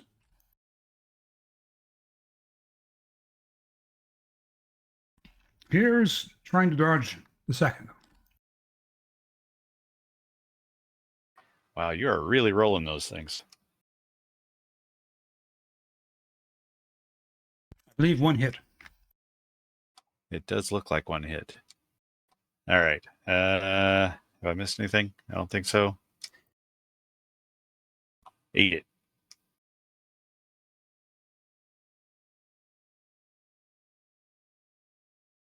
All righty. 5 points get through. An arrow sinks into its breastbone and it flinches backwards. Hooray! Taking a You were step back. Such a brave dwarf. I'm going to do a deceptive 2.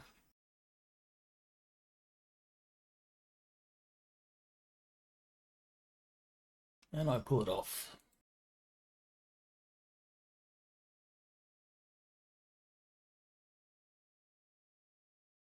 Okay, so he'll be at -2. Yes.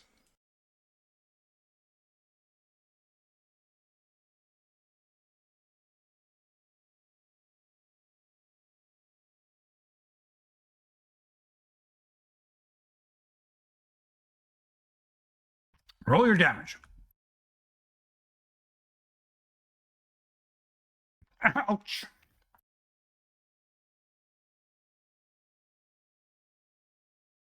You are a strong dwarf.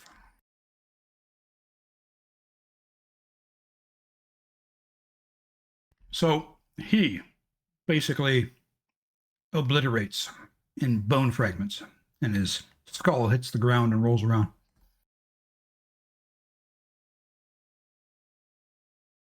Aha! You two are next. Next. You two are next.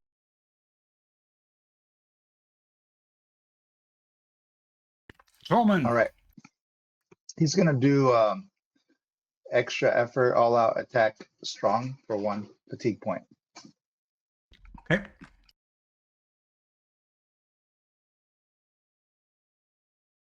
And he's gonna swing his little knife. Oh, I rolled the wrong one, but success by 6, still the same skill. Okay. Success by 6. Was that deceptive or just No, he didn't. He's not used to attacking head front, so he didn't think of doing a deceptive. well, you hit him all the same. All right, so +2 damage.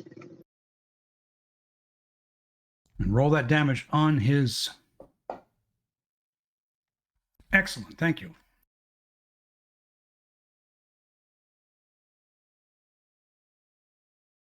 That was a Wow. little bit better. Rolling 2D with a knife. Well, it's a Bowie knife, so it's almost as big as him. He's got the giant weapons perk, so he can use regular size weapons. Okay. Okay. So he completely shatters.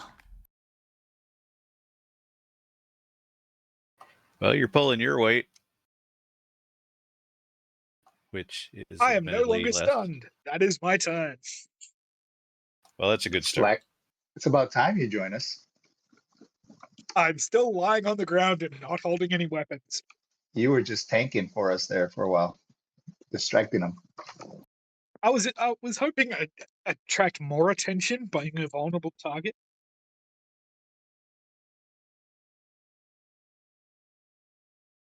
Okay. This is going to be another kick at you on the ground. And let's see. It will be a fatigue attack if he hits you. Okay. Whatever's fine.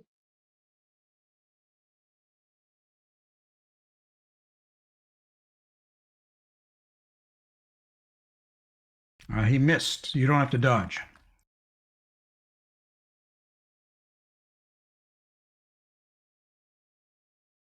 But he stays upright.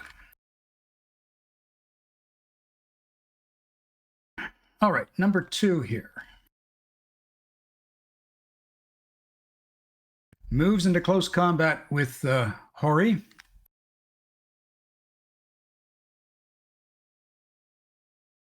And is going to try a fatigue attack on you.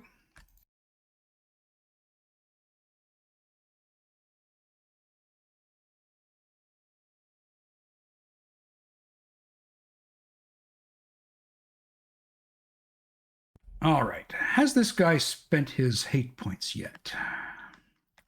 Shields are awesome. Hori, he's going to make you fail that. Do you want to counter? To counter it, I would need to spend how many points? You'd have to make his attack into a fail, which means I think it's 3 or 4 points. 1 second. Turn of failure. Opponent's success into failure is 3. Okay, then I will counter it. Okay.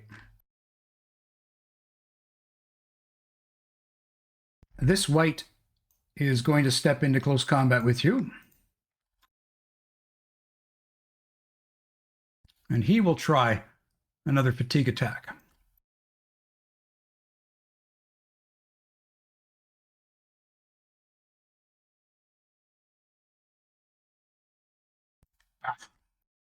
Can't target you right now.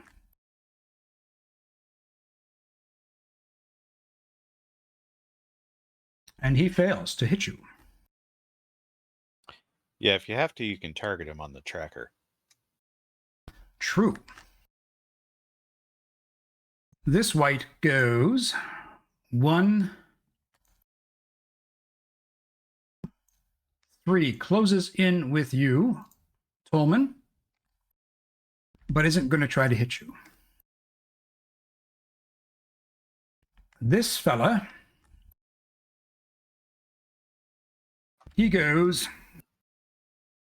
1, 2, 3, and closes in with you, but he's not going to try to hit you. Back to Caledorn. Okay, so they are technically in the same hex, correct?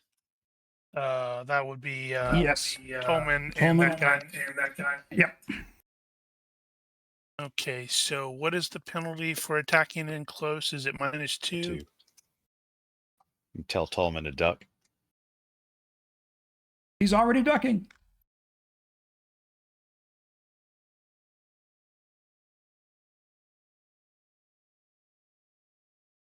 I almost wonder if your size mod should play off against that. I was just thinking Make it a that. -1. I would gladly take that. Well, why don't you take that? That makes more sense to me.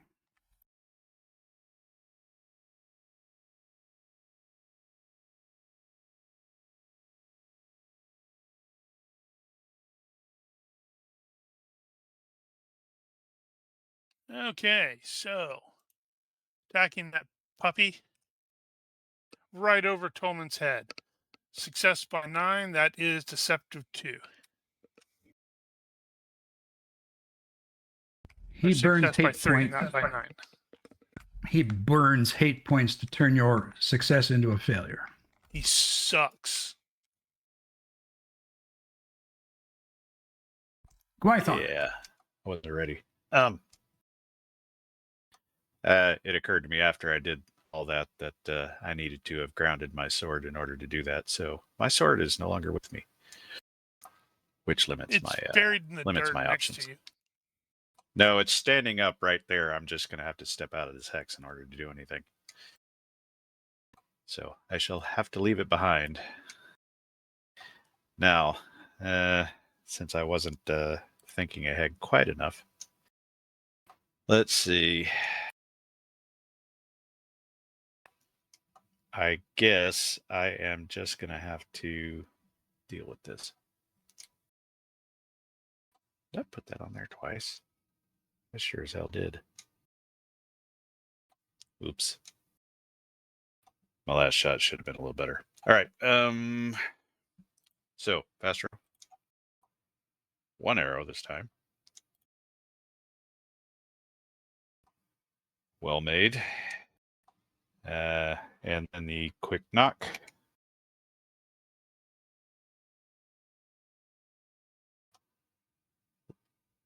Why? Why do you do this to me? Wasted crit. And just to make things easier, I'll shoot at the vitals again.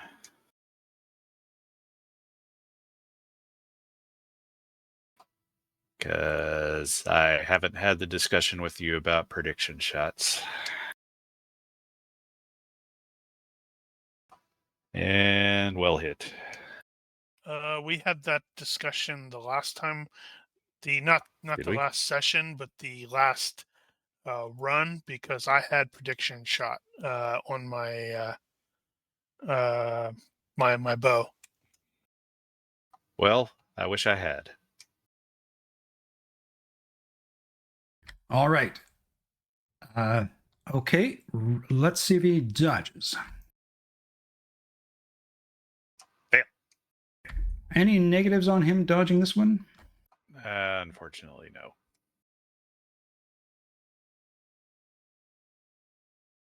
He still failed. Outside of bad die rolling.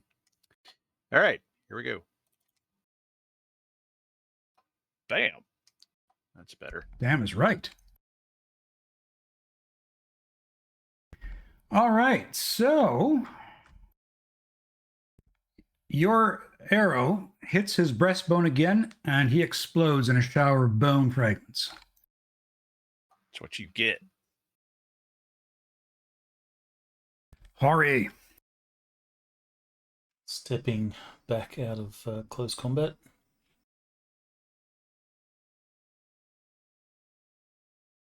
He's getting farther and farther away. And closer to the spider. Uh-huh. He is aware of that. He's looking over his shoulder. There's a spider over there rubbing like 4 of its hands together. Maybe 6.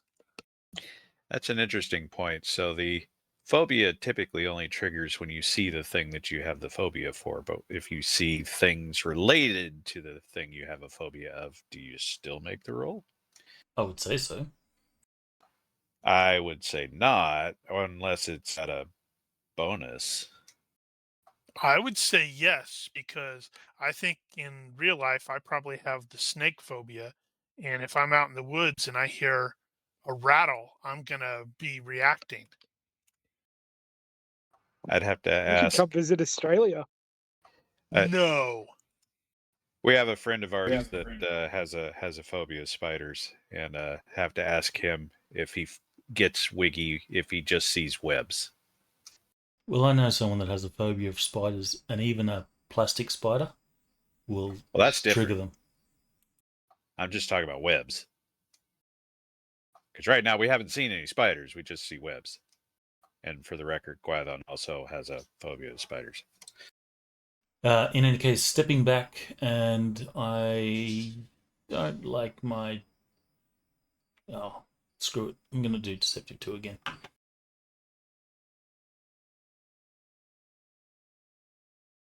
Pulled it off. Well, if you miss, you might hit the other one.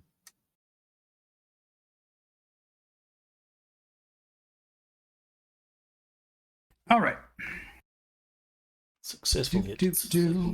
Successful hit against Armored 2. Oh, that thing about hitting the other guy? That also works if he dodges. Nice. Forgot to put the modifier in there, so I think he would fail, correct? Be a fail by 1. Yeah. Roll your damage. Take that. Oh! Take that. I don't even That's know why gonna I'm hurt. That's gonna hurt. I'm putting in these wounding things here. Okay, major wound. He is at 1/3 his hit points.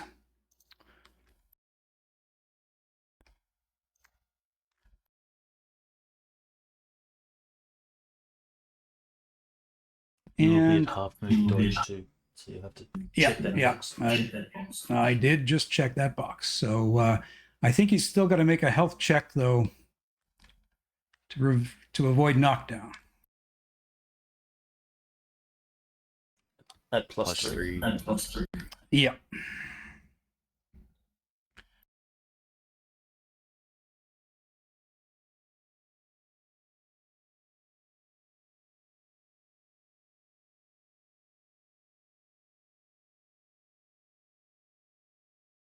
He stays upright.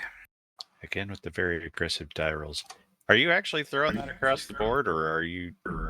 I'm like throwing it into my. I'm throwing it into my living room, and it's coming back. That's a neat trick. Tolman. That's funny. Oh man. I'm gonna try to do a runaround attack because I'm that fast.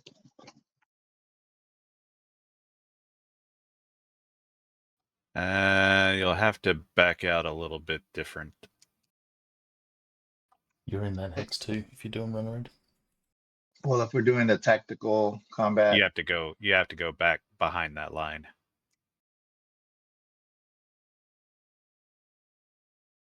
what do you mean? So he is in close combat with you in the hex directly below. So the 3 front hexes there are covered. So you have to back out first before you can run around. You'd have to do that. Isn't that what I did? I went 1, 2, 3. 1, 2, 3. Okay. So he does that. He's Okay. got to move He up does 7. He does that. We are some moving bastards here.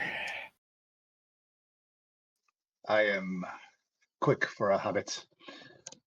Okay, so he is going to do again the extra effort for the +2 damage, and then he's also going to do a targeted attack to the leg, to the let's say the right leg. Right. And is that a move? Technically, a move and attack as well. Oh, it is a move and attack. Damn it. Mm-hmm. Let's just do a Fatigue move point. and let's just do a mighty charge then. Or can I The thing. combine? Can I combine extra efforts? No. No. Okay, let's just do the move and attack. So for full skill ability, and then still target the leg. Can I do that? Yeah. All right, so I'll do that. So, ooh, what did I get? Success by Well. 0. I think you'd have to be like a target number of 9 or worse, right? No, he bought that off. Oh, you bought it off? Okay. I did a mighty right. charge, heroic effort, Heroic charge. heroic charge. He's just going to throw words together until it's sort of close. Right. That's right. So it's a potential hit.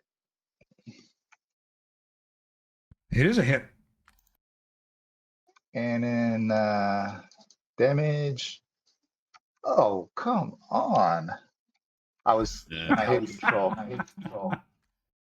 That's twice you've done that, isn't it? Yeah. Well, that's my turn. Okay. Nain. Break out of your stun. Does he get up or Yes, does he fight from the ground? I kneel. And that is my turn. Okay. Oh, that's where he is. He fell down. We couldn't see him anymore, because he blended in with all the other green. Okay, so you're kneeling now. What's the penalty for him to punch at you if he's kneeling?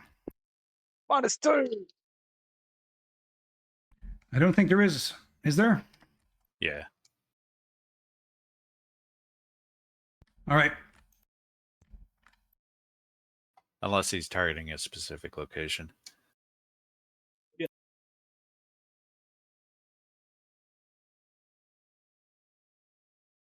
Damn. Oh man, Hits. I saw those 2 1s at first. I was like, oh.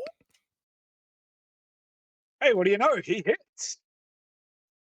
Wait, what? -20. You have- What? You have the weirdest rolls.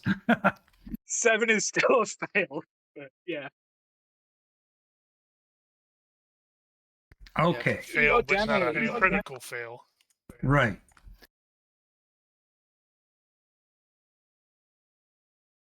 Four points of fatigue damage. Ow.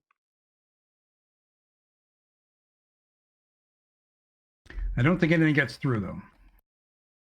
1 point gets through. Okay, well, you can mark that point, please. Done.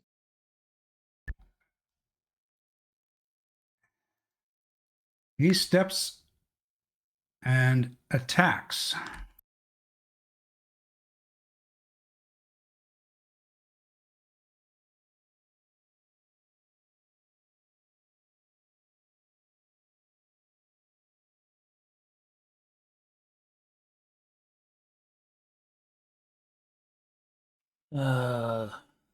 This time I'm going to do a retreat.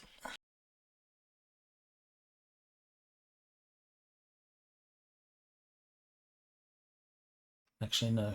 I'll just normal block. Okay. This fellow goes 1, 2,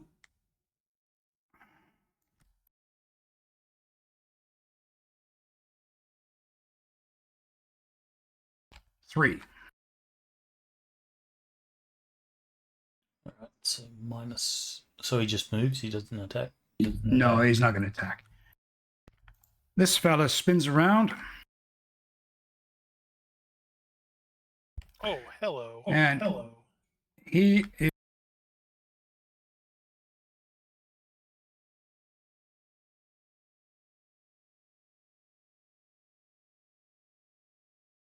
over to Caledorn. I didn't say they were bright whites. So off white. Exactly.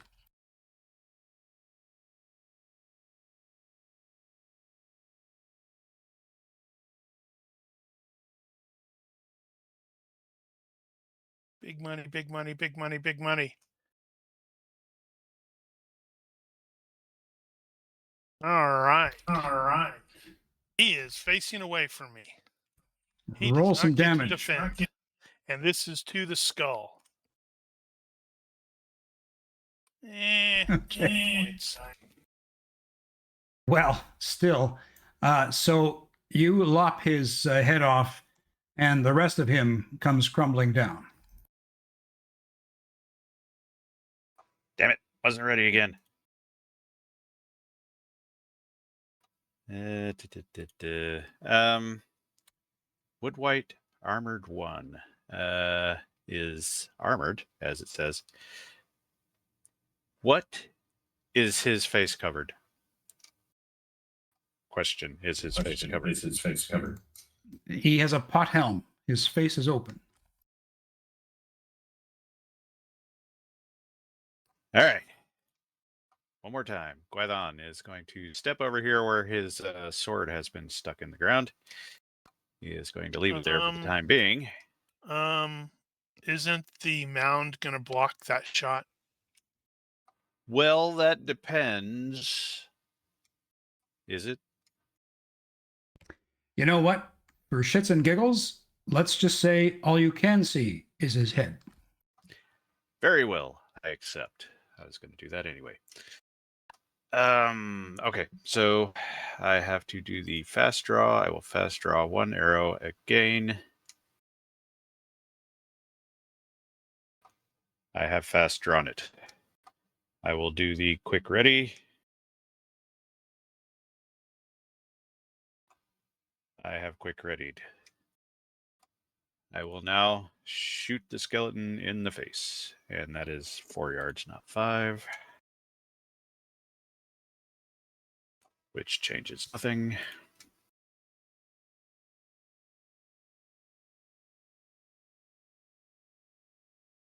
Of course, now the interesting part is, does it even react to me because it doesn't know it's coming? But And do you have a -4? Well, I guess it don't matter. Shot's good. It will be struck in the face. But it burns its hate points because it hates being shot in the face, and your shot misses. Well, you suck. I know, right? I'm not spending any more hope. Oh, do you? Damn, With hate heroic points. archer, I just have a question. It doesn't matter that you're shooting through another opponent. Well, he is currently kneeling in short. Yeah, technically he And I was couldn't. shooting. I don't think he's. Yeah, I don't think he's a target technically because he's behind the edge of the mound here. If he were standing up, I wouldn't have done that. Hooray! No deceptive. Okay. Not deceptive? No, I figured his half move and dodge. That should be enough. Bloody hope so. Damage.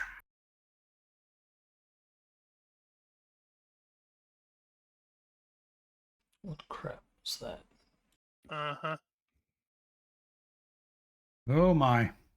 So this fella is armored. He's got a mail shirt with his DR. You didn't do any damage. Oh,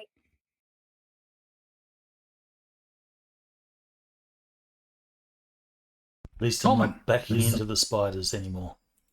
That's true.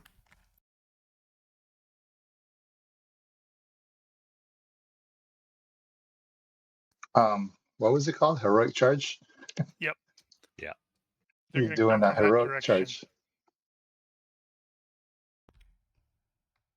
That's why I'm moving this way. All right. I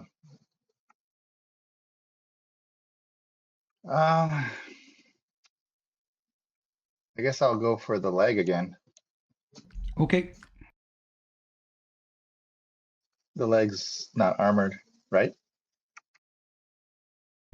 Yeah, no.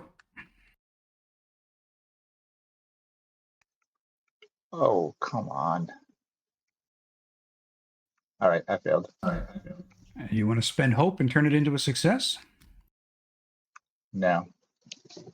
Okay. You want to hear my really exciting turn, guys? I stand up. You shouldn't have fallen down. I was rolling at -8. A crit fail was inevitable. And you're a dwarf. You're so low to the ground. You should have kept your footing.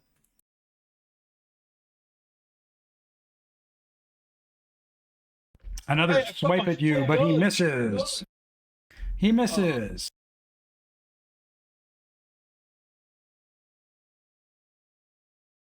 He closes in with you. Goes for another fatigue attack on you. Success by 0. Success by 0. That was close.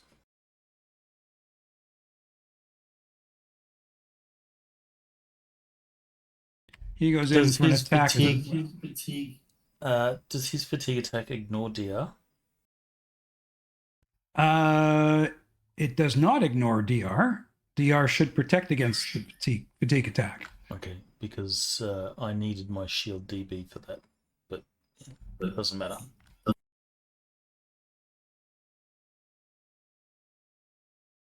Oops, targeted the wrong guy. Sorry, hang on.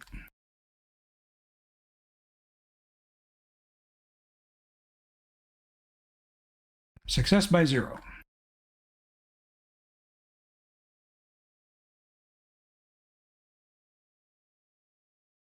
Retreating that way. You can change facing on a retreat, can you not? I believe you can. One side.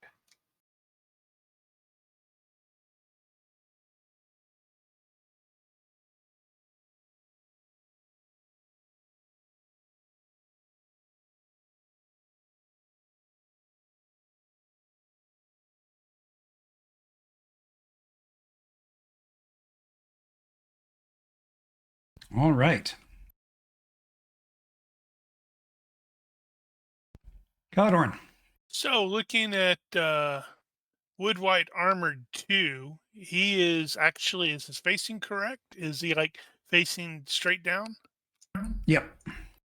Outstanding. So I'm gonna burn a fatigue. I'm gonna run over there and hit him, and he's not gonna get to or be able to defend. Okay.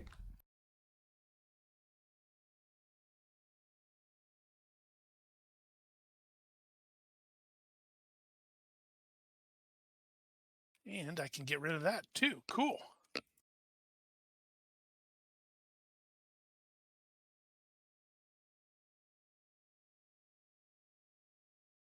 Success by 3 to the skull. All right. Have 10 points of damage. And you destroy him. Or it. Gwython is going to retrieve his sword and take a step in the general direction of the action.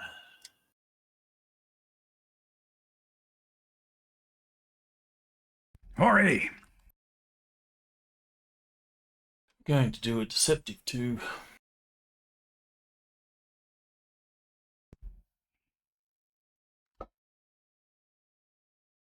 That's a hit.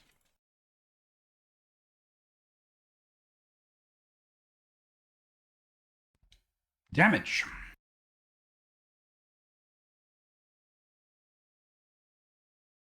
You obliterate him with your hatchet.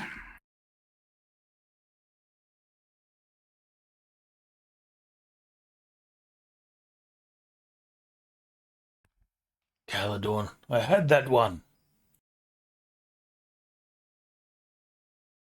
You've got I this, know. Tolman. Tolman. Well, there's nothing but doing I'm trying to look it up. It's called a mighty blow.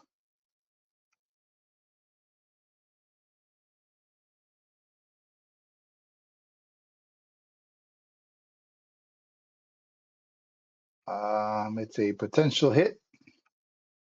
Okay. I'll give him a minus If 2 on the. the Phaeton's right, then it doesn't get to defend. So roll your damage. Well, it's a -2 because it's not like a complete. He knows I'm there. He's in You're in my. a back, you're in a rear X. Doesn't matter. There He you obliterates go. him. Made up Wow. for those multiple ones. Oh, Wow. but hang on, you missed my really exciting turn. I had a really exciting turn coming up. All right. So the green vapor evaporates with the last of the whites being destroyed. Everybody has to make a shadow test for having this fight against the undead. Yeah, but we won. We should get like a bonus Yes. or something. Success by 3. Success by 2. I don't want to roll. You know what's coming, don't you, Giger? No way! What do you mean, no way? Okay. I got an 11. Oh my gosh. I want you to adjust your image next time. Start giving him some weird streaks in his hair. No, I just convert it to the actual Hellboy version. Oh, that's true. Who got a critical success? 9. Okay, so 9. Since he you would took a have nap. actually you would have actually had 2 points of reduction if this involved more than say 2 points of shadow points. But anyway, doesn't matter. You passed. Good stuff. Did you actually fail there, Giger? Mm-hmm. Oh Lord, man. Okay, well, another shadow point for you. Can you spend You hope don't like points? it. Spend hope points? Not on these though. Yeah, you got to have That would be counterproductive.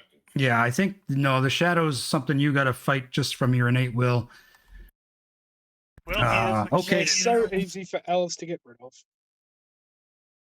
Okay, so I know that we're at time, but there's things to be done here before everyone goes.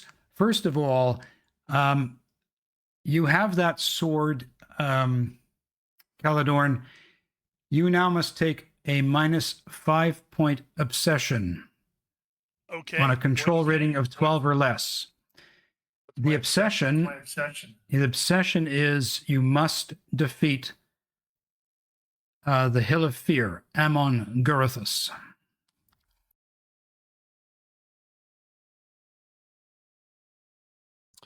Right. Emon is the hill. Second, there is more treasure in the barrow. You find the broadsword, yes. You find 24 buried. You find 24 buried arrowheads. You find not arrowheads, arrows. You find 2 buried axes, and you find a buried short sword. You find 10 gold pieces, 50 silver pennies, and 15 copper farthings.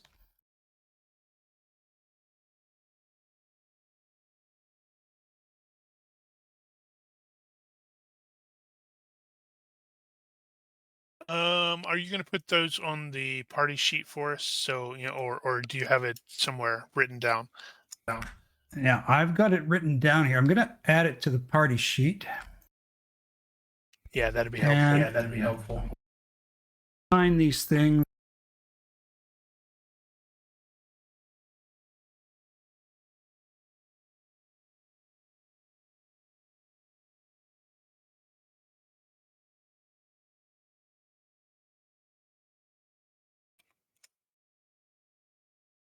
Did he just cut off, or is it me again?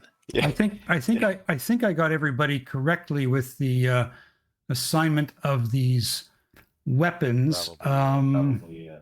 But hang on a second.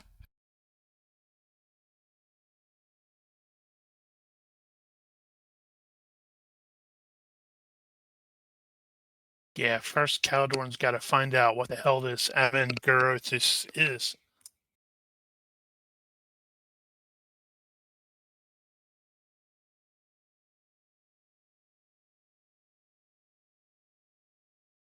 Yeah, you'd have to go back through the dream sequences and all that stuff that we had and figure out who was talking about what in there. It's clearly, if the sword has an obsession attached to it, I'm assuming it's related to that. Like All right, it was cool. forged for that purpose. I have that on my other abilities now. Well, once I Okay, get a couple hours, I can. Did everything distribute to you? Or did that not work?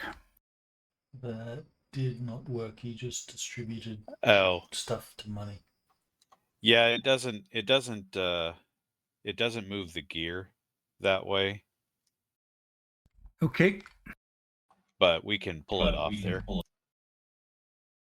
Okay, so yeah, just for the people I assigned it to, please pull it off.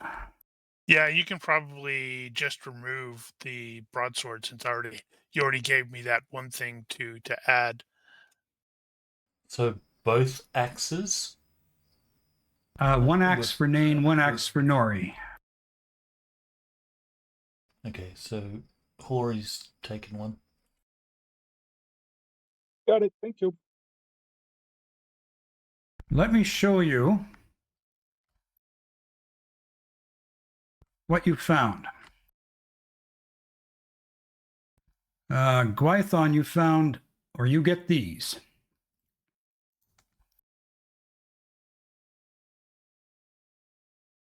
And Nain and Nori, you get these. Or Hori. And Tolman, you get this.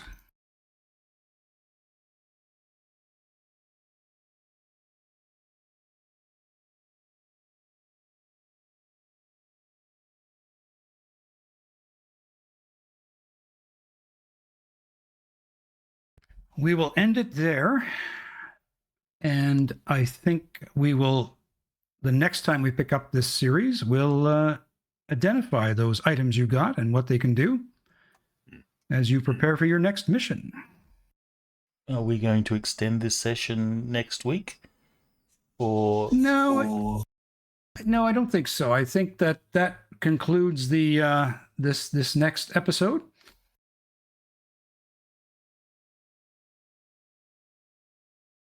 Because yeah, we can pick it up another time when you need me to do some filler.